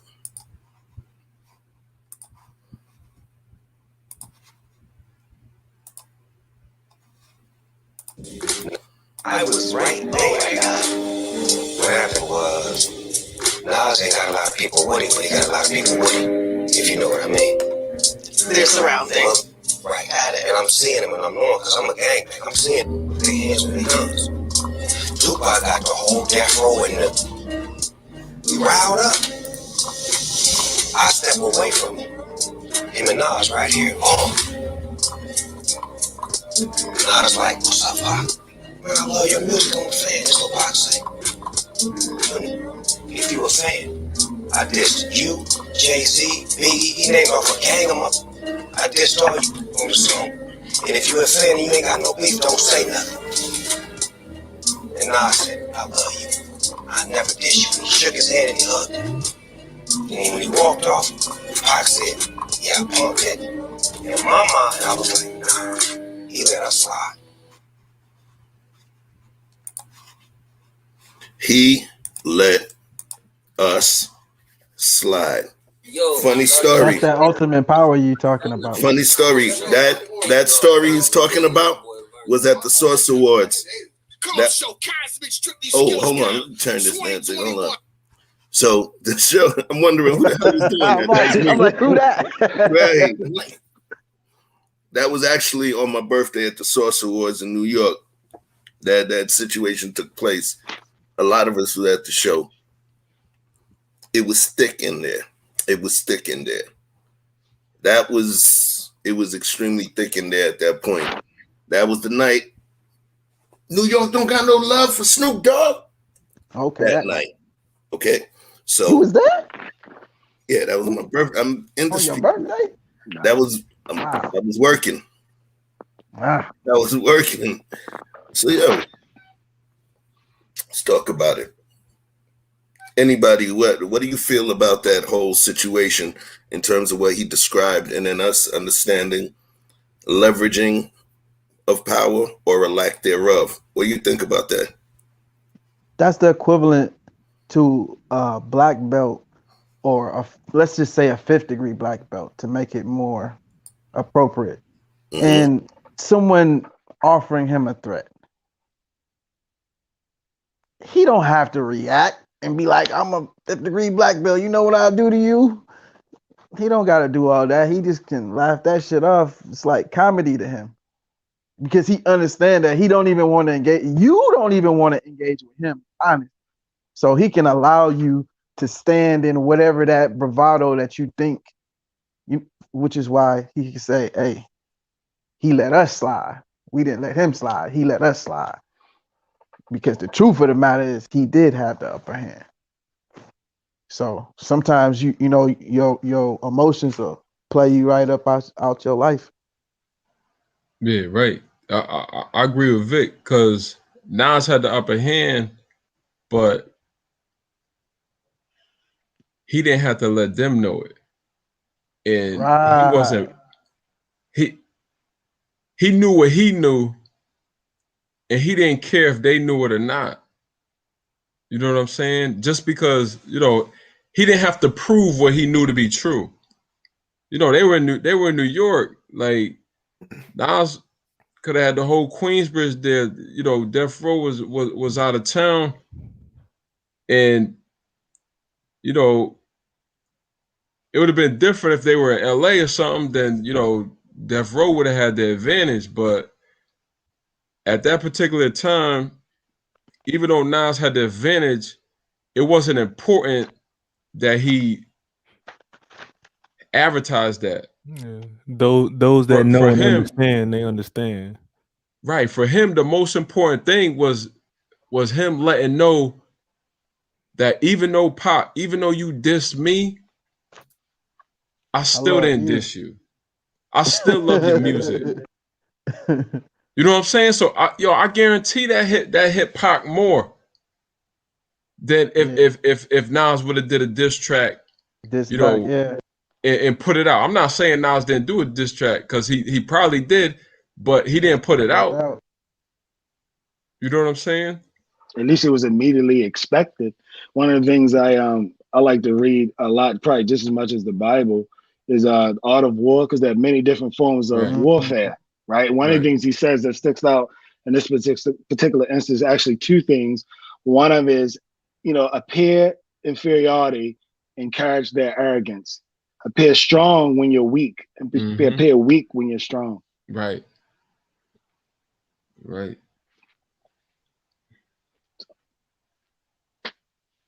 See, I like what you brought to the table, Dante. I like what you brought to the table because you did bring up one of the books, and there's normally, I would say, 3 to 4 books that I would recommend, maybe 5. But one of them, in terms of what I consider male mastery books, initial male mastery books in terms of understanding the layout, is 3. Art of War by Sun Tzu, The Prince by Machiavelli, right? Awesome. And then within the top 3, I could put in I'll say 48 Laws of Power. But within the top 5, one of them is going to be The 4 Agreements.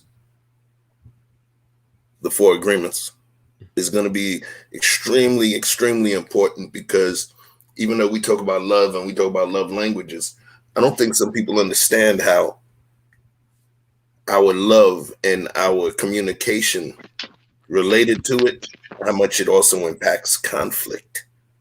Oh, wow. How it actually impacts conflict. So in terms of understanding those different languages, because what allows us to feel love sometimes, what allows us to have people, for somebody to hurt you, many times without physical hurt, emotional hurt, you have to have an emotional tie to that person.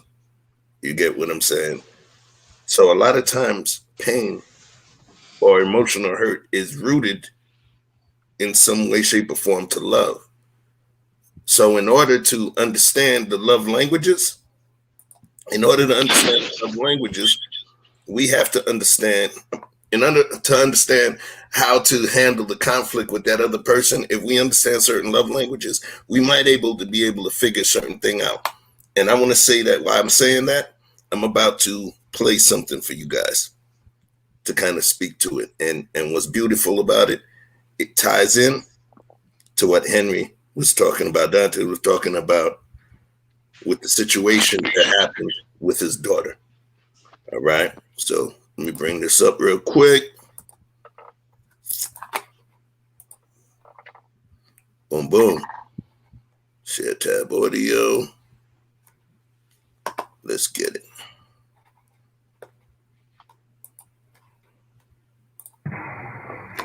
These crazy kids these days, they got me scared. They got me scared. Where's my work at? What's up, y'all? That store open? I ain't trying to tell you something. Oh, okay. Everything when I get here, man, all the bread, man, all the work is gonna be a problem for you in your life. I guarantee it. Wow. You got me. I'm gonna go to another store.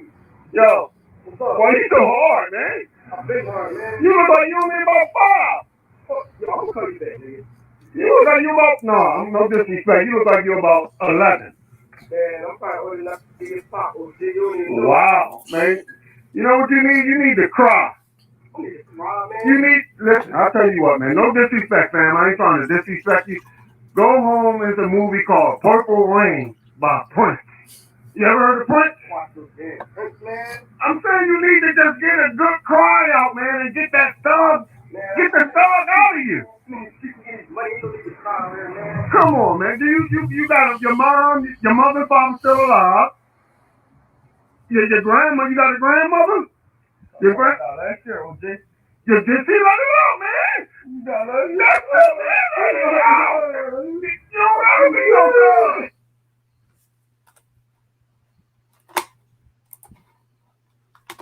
Wait, was that stage? Hell nah.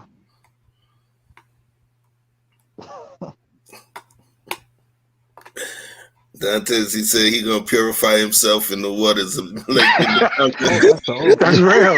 Lake Minnetonka. You know what his favorite part of the movie is? Yeah, that's real though, man. That was the dopest part. And she went and did it. He was like, "Yeah, that's not Lake Minnetonka, though." Yeah, I had to see it to get what we're talking about. So let's make believe what we saw was real. All right. Yeah. Let's talk about it. How does that make you feel? Let's speak on that. Gets me every time. Why? Because I felt like that before. Like I'm ready to fucking bust, yo.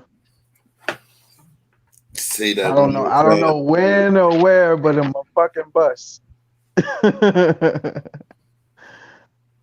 For sure. There was where to get that out. It's funny you said that in the description. In the description for this show is I quoted Beanie Siegel from Reservoir Dogs, the song on Jay-Z's right now, like Life album with him, the Locks, and all of that. Beanie, he said, "Pressure bust pipes. It's time to apply it now." Right? Pressure bust pipes. Vic just literally said that, when you have that moment, sometimes that moment of catharsis is not one that's a chosen moment. A lot of times it's the person who you are in front of can determine what that moment is. If it's just a release of air and pressure. So here's a question. Or if it's a release, an explosion onto them. But I think it's based on who is the one that releases that pressure. This guy in the video, he saw it and he knew how to gently release the knot from the balloon. He didn't bust the balloon. He released the knot from the balloon so that kid could allow that pressure to go out. Was that 100 watts? You were saying something, bro? So I was just, and I'm sorry, I didn't mean to cut you off, but just in listening to you talk and that video, would you say that sometimes our instinct can lead us down the wrong path? Yes, because the instinct instinct, there's no right or wrong when it comes to instinct. But in terms of There's no right or wrong. there's no right or wrong when it comes to instinct, because instinct is primal in nature. It's no right or wrong when your heart beats. It's instinctual. It's something that you're not gonna really be able to control. You can only curb it by doing something to go against it, right? So say that one more time, because I'm about to do like Vic and write that down, because I gotta sit with that one. So to me, I don't think you can change instinct. Once you recognize that instinct, that instinctual behavior, you only can do something different to understand the kind of beast that you are, because it's instinctual. So even if we're trying to do something, we have to teach ourselves something to curb that instinctual behavior, right? You can go and look up instinct and the different versions of it. One of the variables is being imbued within you, right? Is the instinct being imbued? That's going to be the extra stuff that you do in the end to work against it. Do you eliminate it? No. It's like somebody being an addict. They tell you once you're an addict, even if you ain't smoked nothing in the last 30 years, they tell you it's every single day. And every single day is them working against that thing, that particular addiction. Does that make sense? No, I got you. I understand. I just that's why I said I need to sit on it, right? Because when in asking the question, my initial thought is your instinct, like we heard a second ago, your instinct, you can train your instinct.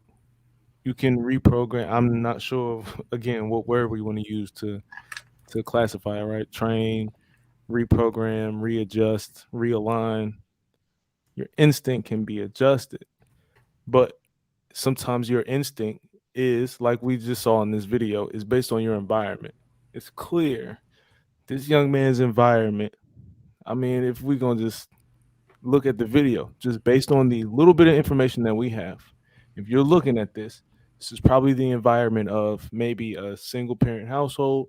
Maybe he is being raised by his grandmother rather than his parents, right? It's a lot of crime going on in this neighborhood that he lives in. If we're just going to go based on a little bit of information we have from this video, right? So his instinct is to lead him to bad decisions, such as selling drugs, gang banging, picking up guns, things of this sort. That's his instinct. That's what he knows. That's what his environment puts him in. That's not instinct, though. If you say it's instinct, that means that's something that was already there. This is learned behavior. This is not nature. This is nurture. Because if you take that same kid and you dropped him into a family of a billionaire, a wealthy family, right, with everything, he would not, when things go wrong, he will not think about going to hustle. He would think about asking dad for a couple of grand. He wasn't born that way. It's learned behavior, nature versus nurture. I don't believe that he grew up, his instincts, I don't believe that he grew up to know to hustle. I mean, was born with that instinct to hustle within his genetic makeup, his genomes. Nah, it was something that was learned based on the environment, but that's learned behavior. The propensity for you to do something is more nurture than nature. The nature is going to be a different kind of the beast. The nature is going to be, while he's in that situation he's in, if he's faced with somebody that's coming at him, fight or flight. Those are instinctual concepts. Those are hardwired into us, right? Fight or flight. The person who's the flight person who's going to run, do you know what he has to do in terms of not doing that, fighting against his nature? He has to talk to himself because he's a runner. He has to be like, no, he has to reason with himself to be like, Nah, yo, you can't do this again. You can't keep running. Yo, they gonna clown you. Nah, it's going to be a thought process. Once it involves our cerebral cortex, it then becomes thought based and not natural or instinctive based, because now we're using our frontal lobe in order to create thought. The stuff in the beginning, the fight or flight, that's the instinct. You get what I'm saying? Hustling. You seen the biggest movie based on fight or flight. Get this for your movie. Y'all never saw it. Trading Places. Right? Randolph and Mortimer Duke. That whole movie was based on an experiment. If we take this homeless, scamming dude and replace him with the successful billionaire, will he be successful? Was one of them, destined to be great? Were either of them destined to be great? Was it nature? Was it born within them genetically, or is it nurture, the thing on the outside of it? It's important. It's an important piece to look at, man. It's a really important piece to look at. Chef, would you say is one of those things I heard Denzel Washington recently say is anything you do a lot, you become good at? Would you say it's more close to that there? Yes, I understand. The thing is, I get yes, and I get what Honey Watts is saying. Anything you're good at is, what is it? Something in repertorium is it was literally talking about how greatness comes within repetition, or mastery of something comes within repetition. You're not considered a master at a particular thing unless if you've done at least 10,000 hours of that particular thing. That's what they say. So yes, but that's repetition.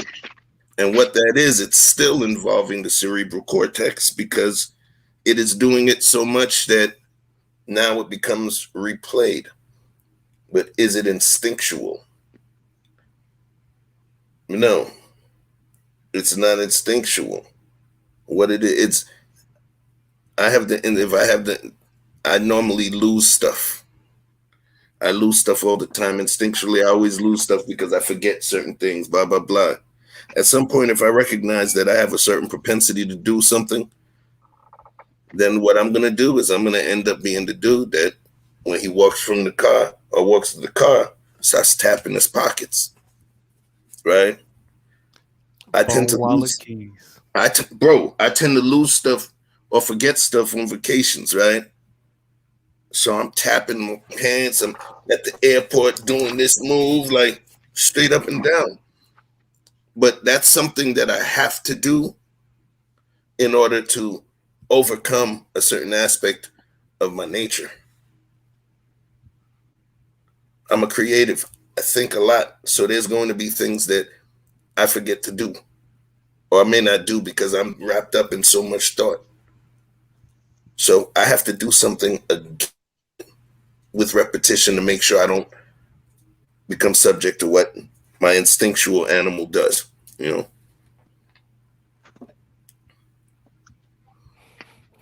It's pretty heavy. I need a violent. I mean, want a violent. Check it out, right? Go ahead. No, go ahead. So my uncle used to drive for UPS, right? So they had like this little list, and I had never seen it before. It's nothing to do with the driver's manual, but it was like maybe 5 laws or rules or whatever they said that they had to keep it with them at all times, and they had to know them front and back. But there were rules to the road, and all of them were about making sure you leave yourself an option. Never put yourself in a position like a man that puts his back to the, you know what I mean, to the wall when he sits in the restaurant. He's putting himself in a position to not get put in a position. So my big bro broke it down to me like this. Because I was having I'm like, yo, but I'm right. But he like, but you'll be dead. or in jail. So how do you win? So I said, well, what am I supposed to do? I keep running into these knuckleheads on my path to righteousness or something that looks like it. You know what I'm saying? What am I supposed to do? He said, you're not even supposed to be in that room. You in the mosh pit trying not to get pushed. That's what we do over here. This economic crisis, this ecosystem that they have created through zoning and schools and liquor stores, and why ain't no motherfucking Chick-fil-A's on this side of town? So all I'm saying is, if you go there or you be there or you are there, understand that that's the mosh pit. And you want to get out the mosh pit if you don't want to do no pushing or get pushed or can't be pushed without raging. You know what I'm saying? So just remove yourself from the room, knowing what Chef taking that part into consideration. But that's the thing. That's the thing, Vic. Nobody knows you, or nobody should know you better than you know yourself, right? So Sure. you should know what situations you should or shouldn't be in, and you should know the outcomes of those situations based on the individuals that are in those places that you decide to go. Okay, so now you're cooking because you already know, because you know yourself. So why you there? A girl or some money? Nah, you don't go there. You don't go there. Hey, listen, man, following that girl, man, you out of pocket. You know you ain't, you don't even go out like that, but she out, you gotta see something. You know what I'm saying? Now you there in the wrong room. Right. That's it. That's I don't just know. crazy. I'm not gonna blame it on the women. I just want to, you know what I'm saying? Make sure the ladies is included. All right. But yo, just to touch on that video real quick,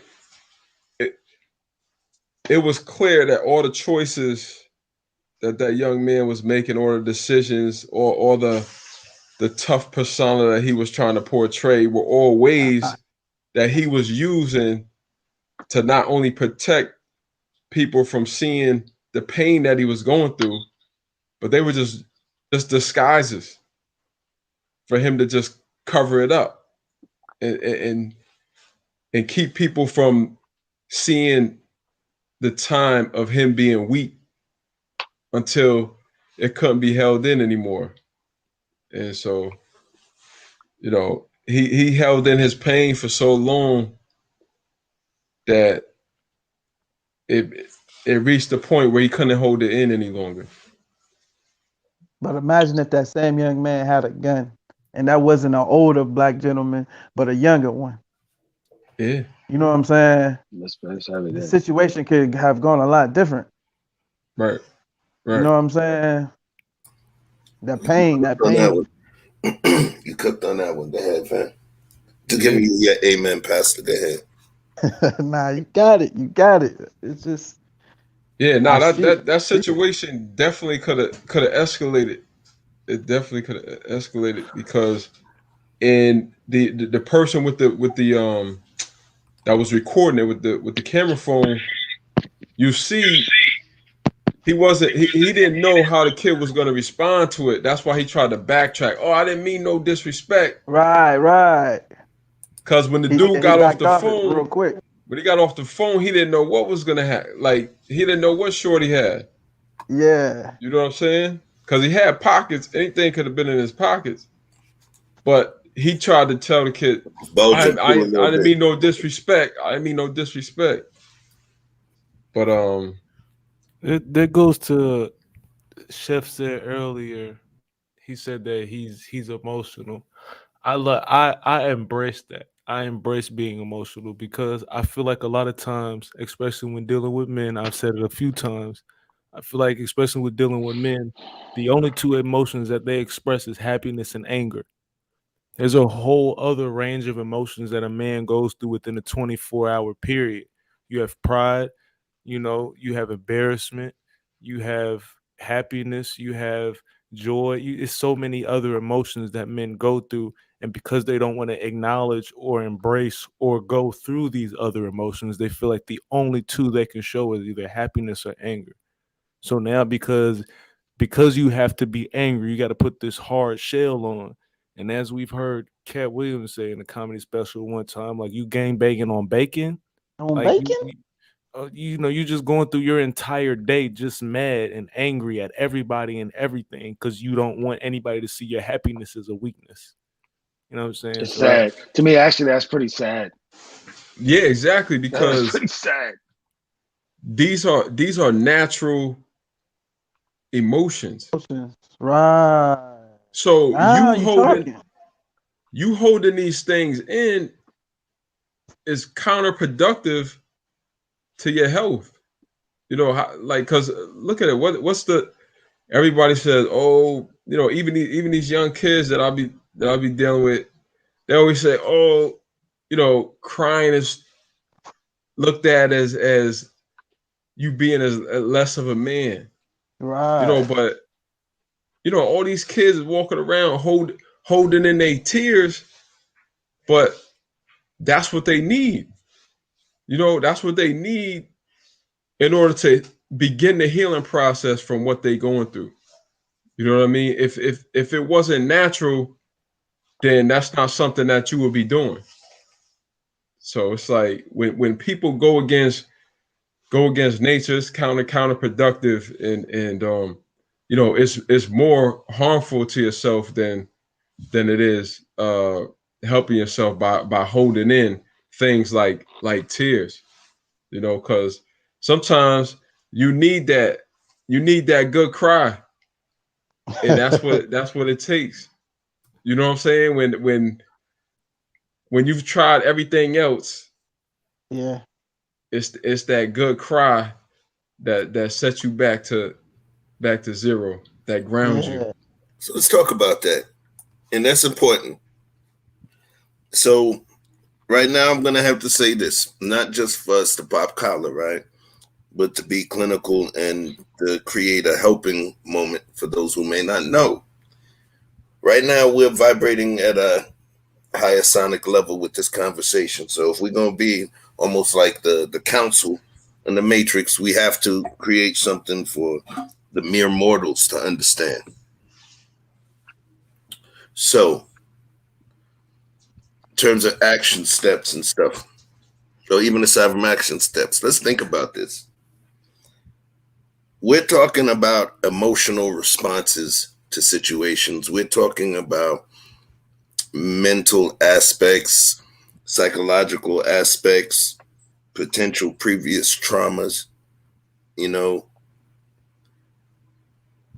But we as a community tend to not pay close attention to the mental issues. If we're not paying attention to mental issues, then we're not fully paying attention to positive mental and emotional rearing as well. Because if it's going to be well-rounded, positive emotional rearing and psychological rearing, then you also have to have knowledge of what's good and what's bad.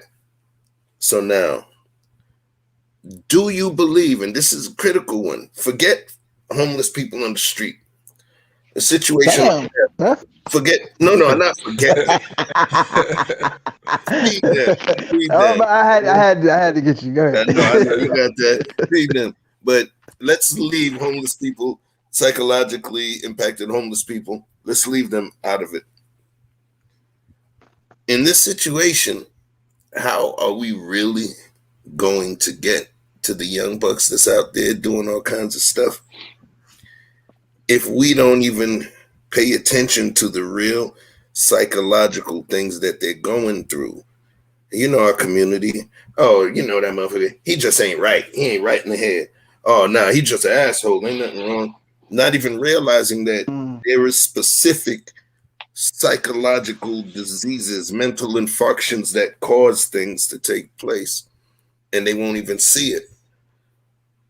All of us here were able to see what took place in that video, which was beautiful. Do you know that there's probably couple million people that will watch that video and say one, oh, that motherfucker's stupid. I would not be walking up on them like that. That's one. Right. But then the other part is, the fuck is wrong with that motherfucker crying?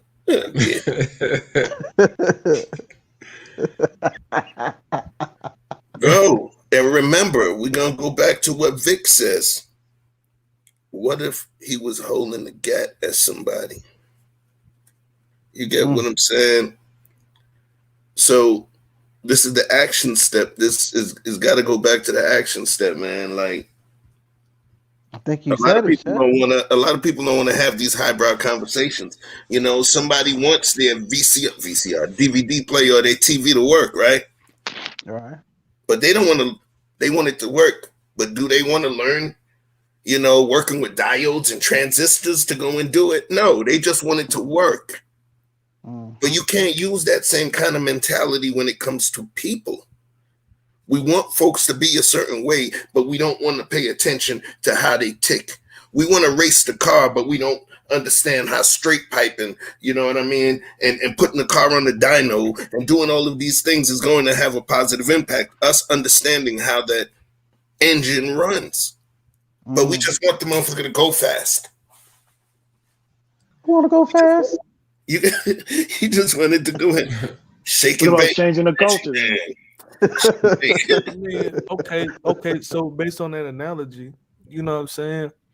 If your check engine, Lord, if your oil light come on and your car stop running, okay, like nah, you just keep driving that motherfucker. Put some water in there. Keep driving. You just gonna keep driving. The oil light came on. You ain't gonna go get an oil change. You ain't gonna check the dipstick. Nothing. You ain't gonna change the filter. Nothing. You gonna just keep on driving. How much is this car actually worth? It doesn't. To me, it doesn't matter what it's worth. It could be a brand new 2021 BMW. If that oil light come on, it's time for you to change the oil. If you ignore that light, that's your fault when that car break down. But I don't even know what that light mean. I don't even know what that light mean. That ain't the engine light. I never seen that light before. So you got a 2021 BMW, you should know what an oil light mean, man. You're not even gonna take the time to find out. You got a whole owner's manual.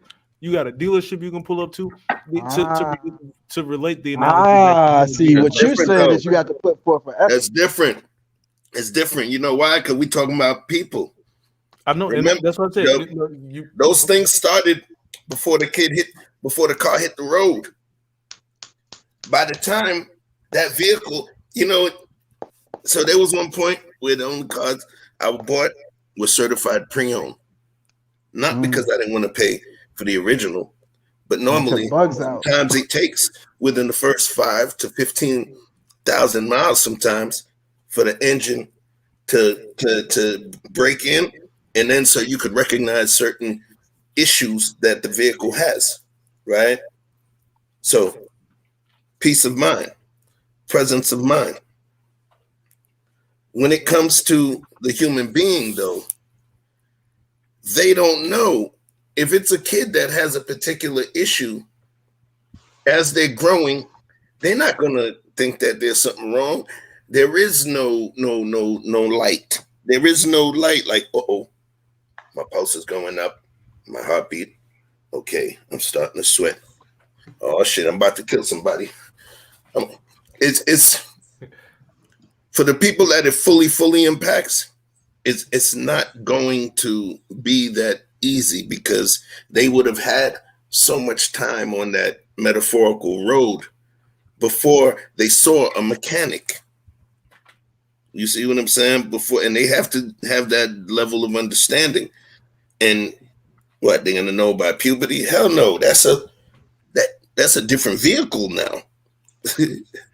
Puberty sets in, that ain't even the same car. They done switched out the transmission on your ass when puberty hits. What about changing the culture, Chef? Well, changing the culture, because right now that persona is kind of like, held up as a part of the culture. It's held up. Yes. He just said it. He said positive emotional rearing. And in order to do that, you'd have to already have that yourself. Right. But then the action step part where Dante's coming, the change, the cultural aspect, if we're still using the car metaphor, that's the road that we pave. And the directions of we make a street a one way or a roundabout or whatever the case. If it's the culture, remember, culture is not something that's created. Culture is something that's driven, right? We drive a culture. So it's not just about the cars. It's about the road and where that road leads and what those people within those metaphorical vehicles see on their way to whatever that destination is. But the cultural aspect, sometimes you can grab 10 people. Some people's going to ride with you immediately, the 5 of them. There's going to be 2 or 3 that pull back, like, no, where you taking me? There's going to be 2 that never leave with you. You get what I'm saying? And it's like that. So in terms of the thing driving the culture, we're going to understand we have to continuously drive that culture, but we also have to understand there's going to be the ones that listen immediately. There's going to be the ones that need to be pushed, ones that need to be pulled. And there's going to be the ones where potentially you just have to leave them where they are at and allow homeostasis to take effect. And homeostasis is the natural balance of the ecosystem creating its own equilibrium to balance certain things out without a natural catalyst, you know? So let me ask you this, Chef. Based on what you just said, right? I've invested quite a bit of money in terms of coaching for business, right? Just trying to get an understanding of how I need to move forward in the endeavors that I'm planning for myself, right? Taking another swing at. One of the classes that I took, the gentleman, he said, rule number 1, never sell to someone not looking to buy your product. The philosophy behind that was sometimes you have a message and there are people that want to hear your message. There are people that are willing to receive your message. Speak to them and not try so hard on speaking to the ones that are not receiving your message. Do you feel like that's something that needs to be done? Because this is why I'm asking that. The reality is that there's always going to be some sort of a criminal element in society, period. No matter what community you speak of, there's going to be a criminal element no matter what. True. So is our focus to try and convince those of that ilk to no longer be there, or are we like, don't sell to those not trying to buy your product? Well, here's what I believe. And remember this. Both of my grandfathers are reverends. You know, one of them was one of the founders of the AME Church and the head of the AME Church, rest in peace, in Haiti, right? Yo, ministering to people, you recognize that if you go out to the street and 1,000 people, you stay there a few hours at Times Square, 1,000 people may pass you within a few hours' time. If you only touched 3 of their souls, you won. Because that's 3 souls that would have never had that opportunity if not for the fact that you were there. It's not always for us to turn them. Sometimes it's just as important as you being the farmer planting that seed. You don't have to be the one that'll be there to reap the harvest. The harvest is within them. That harvest comes when that seed ruminates and grows. And then something happens where it's like, damn, that talking ass chef, now I seen what the hell he was saying. But it's okay. We are not always going to be the agent of immediate change. Sometimes we sow the seeds. Sometimes we're the ones that sow the seeds. You know what I'm saying? If I plant 1 million seeds and then leave the country, the trees ain't going to grow. They're going to grow, and somebody's going to benefit from it. But that's what part of this thing is too. We're not always going to create that change, but that seed that we plant may be the thing that person needs to go forward. I plant the seed. Somebody else who's smarter than me down the road may say something that's going to water it. Somebody else down the road is going to till the soil. Somebody else smarter than them is going to fertilize that. You get what I'm saying? And then eventually, by the grace of your creator, at some point, the fruit that is, that tree will bear fruit. And what that fruit will be for that particular person, maybe it's change. Maybe they won't change, but guess what? They got the fruit. When they raise their kid, even though they're still in the same bullshit they're in, they know what's right and wrong, and they're going to make sure that their kid ain't going to be that person. So we don't always have to create change. Sometimes we can plant seeds of change, and it's going to be just as impactful. So yes, sometimes there's going to be some you just have to leave where they are, but make sure you gave them the tools and allow them to have it, so that when it's time and they got time on their hands and things are crazy, they got to stay off the streets. They got a book to read that you already planted. Mic drop. Mic drop. I'm gonna answer your question 100 watts, and then I'm about to lay it down. I can't stay up as late as y'all gentlemen. Nah, yo, you sleeping on the couch tonight. We getting you in trouble. But just to answer your question quickly, like, you can't save everybody, but there's somebody that can save everyone. You know what I'm saying? So, like, I truly believe that there's somebody out there that everybody has that person, you mean, right? Right. Everybody has that person. Not one person because everyone, but everybody got that one that they. Okay, I got that. Everybody got that one person that can reach them. You know what I'm saying? And then another thing about you said about don't waste your time trying to sell your product to somebody that doesn't want to buy your product. Don't sell your product to those not looking to buy. Okay. Yeah, the reason why I don't believe in that is because you may be trying to sell it to them at the wrong time.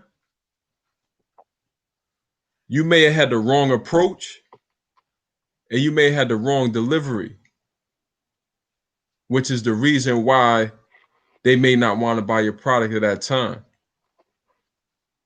Or they may not need that product at that particular point in time. So, I don't really believe in that, because it may just be a better time for you to sell that product. You just hit Chef point through analogy. Did you hear it, Chef? You said, we said, don't sell your product to those not looking to buy, right? Chef just said, hey, even if the person you give the seed to doesn't use it, but he plants it in the next generation, right, it's still worth it. You know what I'm saying? So, right. Yes. Peace to my Jehovah's Witnesses out there. No, real talk, because a couple of my aunts are Jehovah's Witness. They actually shout out to the Watchtower, right? Yeah. Even though, and it's funny you said that, even though you may not stand there to debate or have that conversation at the door, or you tell them, no, thank you, I don't have time. What do they still do? They give you the Watchtower so that it's there. So that it's there and you possess it. So that at some point, even if you happen to be one of them people that doodle while you talking on the phone, it's right there. And somehow those words, because the way words work, you could look at a screen like this, 3 seconds and go away. You may not have a good memory, but it's already imprinted on your brain. You just may not have good recall to remember it. We actually all have photographic memory. It's just our recall. Because it's a snapshot. You seen it, boom, refraction, it goes straight to your brain. It's about being able to pull it up. So, yes, Yes. That what you were saying, yeah. Now, a lot of times, Chef, we be saying the same thing but different way. You know what I'm saying? But you know, everybody receives the messages different. Everybody, like you said, when everybody grabs the wheel, we just have a different driving style. But yo, I just want to say, man, hey, I appreciate y'all for having me, man. It's been a pleasure. Yo, Watts, I didn't know if you had a question or whatever for me, but yo, feel free to get my number from Chef if you need to contact me. You know, my line is always open, man. I'm not a Hollywood dude. Like, I give my number to any and everybody, man. Long as somebody's not playing on my phone, then I'm the type of dude that I don't see a reason why they can't have my number. You know what I'm saying? I'm not that. I'm gonna keep it a whole being with you. If I get it, see, I'm the type of dude, like, I like picking people's brain. So like, you might hear from me 3 days in a row, and then I might disappear for like 2-3 months, and then just pop up randomly on you. Good. Like, yo, random question. It's all good. That's it's all good, bro. Listen, that's what my line is open for.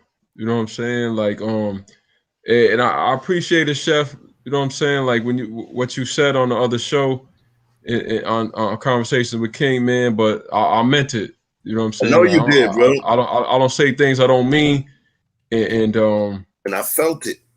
As I tell you, I felt it. That was not no just words. I felt it, man.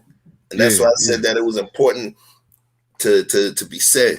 The old lady was like, yo, I told you, I came coming downstairs, and I'm on the phone, I don't even realize, and I'm talking, going about my business, and then afterwards she was like, yo, man, Willie Dean is a real fucking dude, man. Like, he's really a nice guy. Like, she was like, yo, I heard you when you was talking. He meant that, man. He meant it. Like, yeah, man, we talk, and the stuff that we talk about the action steps, and we talk about the stuff that we need to do to improve the community. But some folks don't understand it's authentic, real giving a shit, like what you display. Right. Real authentic giving a shit. That's a chefism, right? Yeah. That's going to be the thing that makes a difference, because remember, it's not about them just getting the message. You have to want to have the energy and the wherewithal to even go talk to somebody and feel that it's important. And many people not interested in taking that time out if you don't share their genetic makeup, their bloodline, or ain't no paper in the game for them. Yeah, for sure. I mean, I do want to recognize before real. you go. I do want to ask a direct question before you go. Yeah, what's up, bro? So you've written a book. Have you at all looked into or attempted into creating a publication of your own? I have, but let me rewind. Like first of all, like, writing to me has always been a form of therapy. Like, I never had intentions of writing a book until I had my daughter. So then, why did I write the book, right? So the main reason for me writing the book was to be a keepsake for my daughter, so she had my words long after I'm dead and gone. You know what I'm saying? That was my whole intention of writing a book. I never had let me write a book so it can get published. The tree, the seed. I never had intentions of writing a book to be published. It just ended up happening that way because I let a couple people read the book, and they felt that people could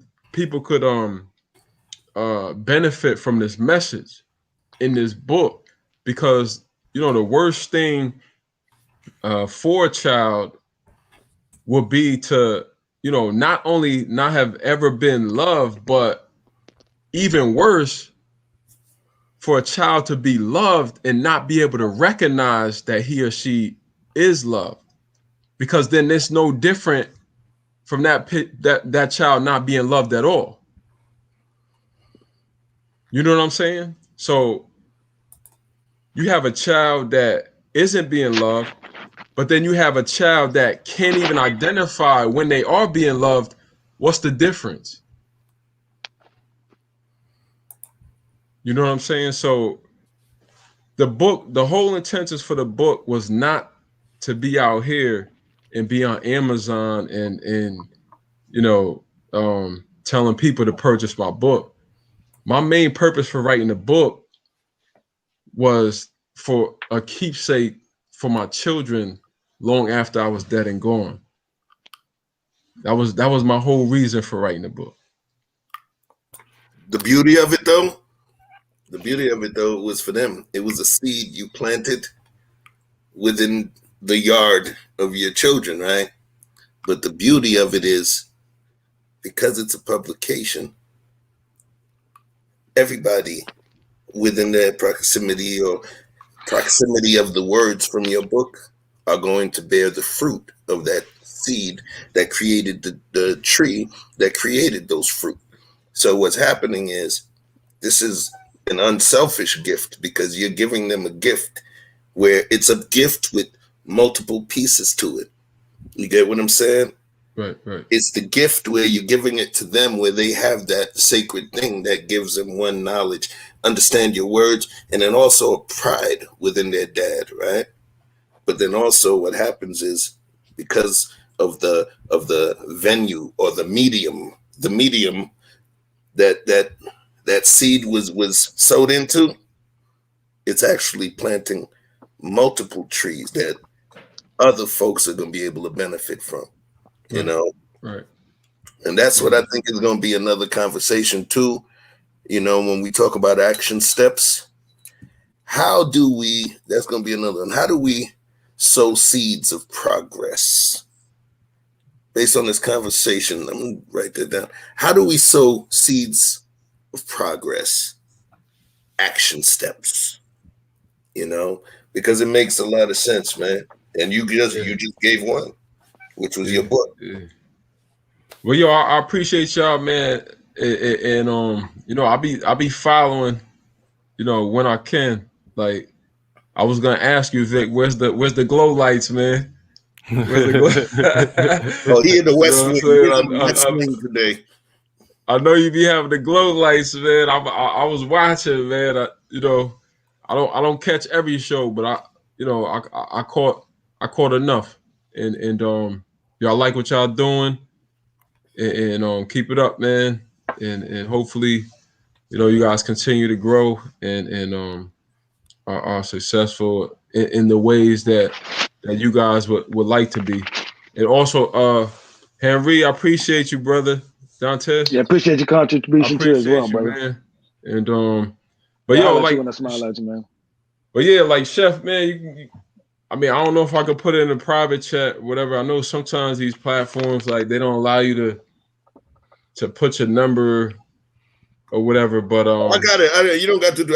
It's in my phone. I can share it with whoever. Yeah. Just, I mean, yo, feel free, Vic. You got it. If you need to hit me up, Henry or 100 Watts. Just shoot me a text and be like, yo, this is such and such, because I don't answer numbers that's not that aren't in my phone. Yeah, but same here, brother. you know, but if you text me, and then I'll save you on my phone, I'll definitely pick up and I'll definitely respond. Blessings, brother. Blessings. Yo, y'all have a good night, man. Yeah. Have a good night, brother. All righty, y'all. Appreciate you, peace. man. Peace.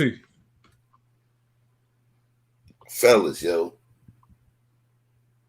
This is what I'm talking about, man. When I say this is what I'm talking about, bro. Highbrow, high level of sonic vibration within the way that we are thinking, the things we are discussing. We, folks, get scientific again. We've reached past the skin. We've gone beyond the epidermis and endodermis. We've gone down past the muscle. We've passed the bone. We in the motherfucking marrow right now. We're in the marrow right now. With some folks, you're not always going to be able to get so deep or cerebral with the level of thinking and conversation. But I'm really happy. We definitely at the right place, and the way we discussing it, as well as utilizing the action steps. And I always say that sometimes I could be talking in a lofty, at a high wavelength lofty. But one thing that I liked was Vic was like, "Yeah, chef, so let's give him an action step." So you notice I included and I make sure I give him his props for it, because I'll be like, "Yo, Vic's action step, yeah." And it's important, man. I believe that when we thinking about a particular issue, before we wrap up, because we can't do no 6 hour streams, no more 6 hour streams. Nope.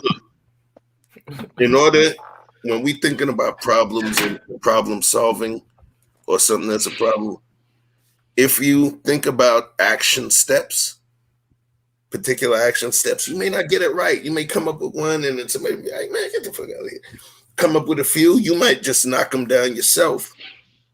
But as you come up with action steps that you believe that might work, and then you debunk it, like, nah, what you're actually doing is learning the problem more. Yeah. Right now, Vic is the champ. I'm the contender. I got to fight him. What do I have to do? I'm not just going to walk in with a plan. I have to watch Vic, see what he does. Okay, see if I faint, what he's going to do, if he's going to throw the hook. Watch how he moves. But the thing is, in order for me to do so, I have to think about, if I do this, what's going to happen. And the beauty of it is you're studying your opponent much more. In this situation, the opponent is stasis.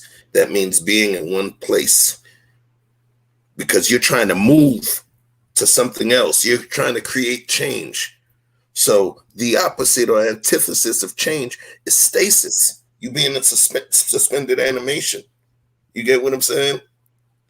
So how do you do it? You think about what's going to work and what's not going to work. And once you think like that, your brain is going to start breaking down the different pieces that you're going to have to go up against. So action steps is a great way for you to figure out aspects of the problems you ain't think about. Let's start moving with action steps, y'all. Let's start moving with action steps. Let's stop talking about just the issue.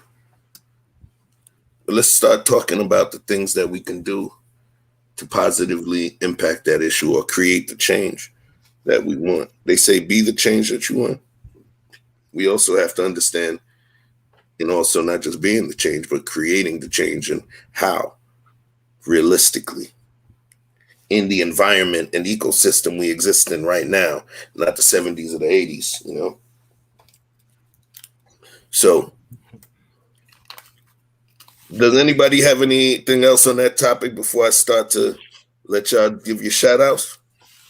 Yeah, I wanted to say one last thing. I have to go as well. Kind of following what you were saying, Chef. When I start, I guess, with words or whatever, I try to make sure I'm exemplifying the very thing that I'm asking others to exemplify or to do. And also understanding if I want any significant change or any significant success, I have to understand something, and it's very scary, and that is sacrifice, not offering, but sacrifice. What am I willing to give up? Something that I might even think I can't live without. What are you willing to give up? So those two things that come to mind in reference to what you're saying, in reference to change, and basically starting that example towards that change. Appreciate that. I appreciate that, brother. 100 watts. Vic, talk to me. Yo, Chef, let me run down these action steps that we did come up with through the show. I was kind of taking notes from everybody. Cool. So we came up with, this is how we're dealing with our anger before it turns into rage. We came up with writing as therapy or for legacy. Calling a trusted friend. Staying out of the wrong rooms.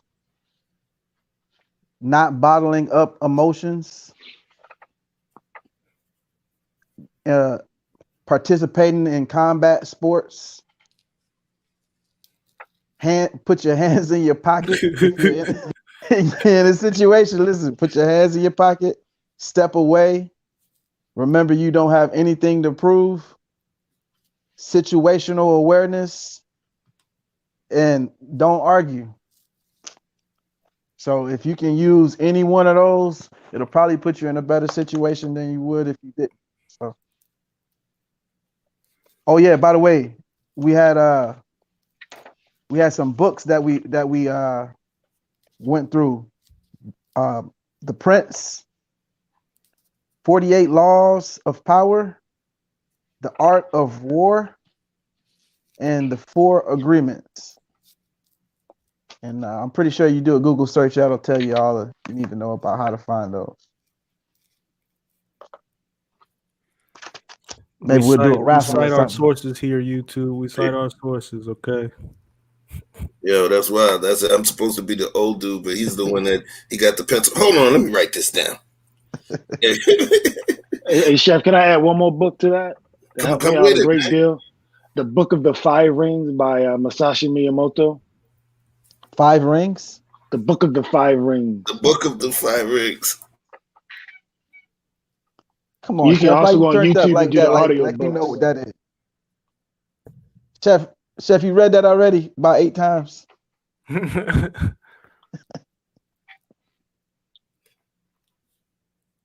shit sound like a gangster ass karate movie.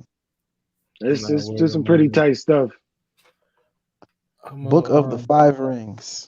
And who you said was by? Masashi Miyamoto. Boy, all right. He was considered the lone samurai, the greatest swordsman in Japan's history. Or in the world, really. I've always been a fan of the martial arts and the Asian culture itself. I've always been a fan. That like the whole like discipline thing and dedication, determining all those different kind of things. But samurai class. Do you find Asian women attractive? Say again? Do you find Asian women attractive? I find the idea of them attractive. Ah, Cuban B. I like that. I like that. Wait. Why? Because you like anime or something? No. You've been looking at that Street Fighter cover since '98. That ain't anime. That's called hentai, bro. That's different. He about to get me. No, sir. Got him. Why you fall for that, man? Don't do that. My bad, yo. That was inspired by somebody else. That wasn't for you, Watts. I apologize. No, but I think today's conversation was wonderful. It was great. It was definitely needed. There's definitely somebody that's going to benefit from this. You know what I'm saying? For a personal, in closing, personal thing, dealing with all of this in terms of emotion, rage, balance, all of it. It's just a matter of being aware of who you are personally, right? Everybody's different. We're all dealing with different things. We all come from a different baseline in terms of struggle. We can play the struggle Olympics all day, right? The only thing that matters at the end of the day, the only thing that matters is what you're able to do with what you came from. So you can make all the excuses in the world that you want to. You can come up with all of the reasons to try and justify whatever, all you want to. But those results is what matters. The work that you put in to get past those moments of immaturity and bad situational awareness and poor decision making, you have to make the work to get past all that. And that's what we're here for. Forgive yourself. Forgive yourself. Forgive yourself. And I'm glad that you brought that up, because sometimes when you're having certain high tier or highbrow conversations, what takes place is some folks may not catch where you're taking them. They're just thinking about the destination. And I believe, especially when I try to keep clinical with certain things, right? I'm practicing stoicism also to allow myself to remove my emotion from the issue and just be clinical and look at strictly the facts. So there's situations where people may think I'm debating with them. I'm not debating. I'm adding specificity. And I'm also trying to show you a paradigm shift. Sometimes I like that, Chef. I like that, brother. Right. And what happens is sometimes, remember, there's two things. There's the positive paradigm shift and the negative. The positive, this is a chefism coming. There's two types of paradigm shifts. The positive paradigm shift and the negative. The positive paradigm shift is considered an epiphany. Like, whoa, that's the positive. The negative paradigm shift, that's called a rude awakening. Mm-hmm. And it's a bit more, and there's some people that will rage against those paradigm shifts because it's going to cause them to realize, and especially depending on how old they are, it's going to cause them to realize all of this time I was wrong. So some people rage violently against it.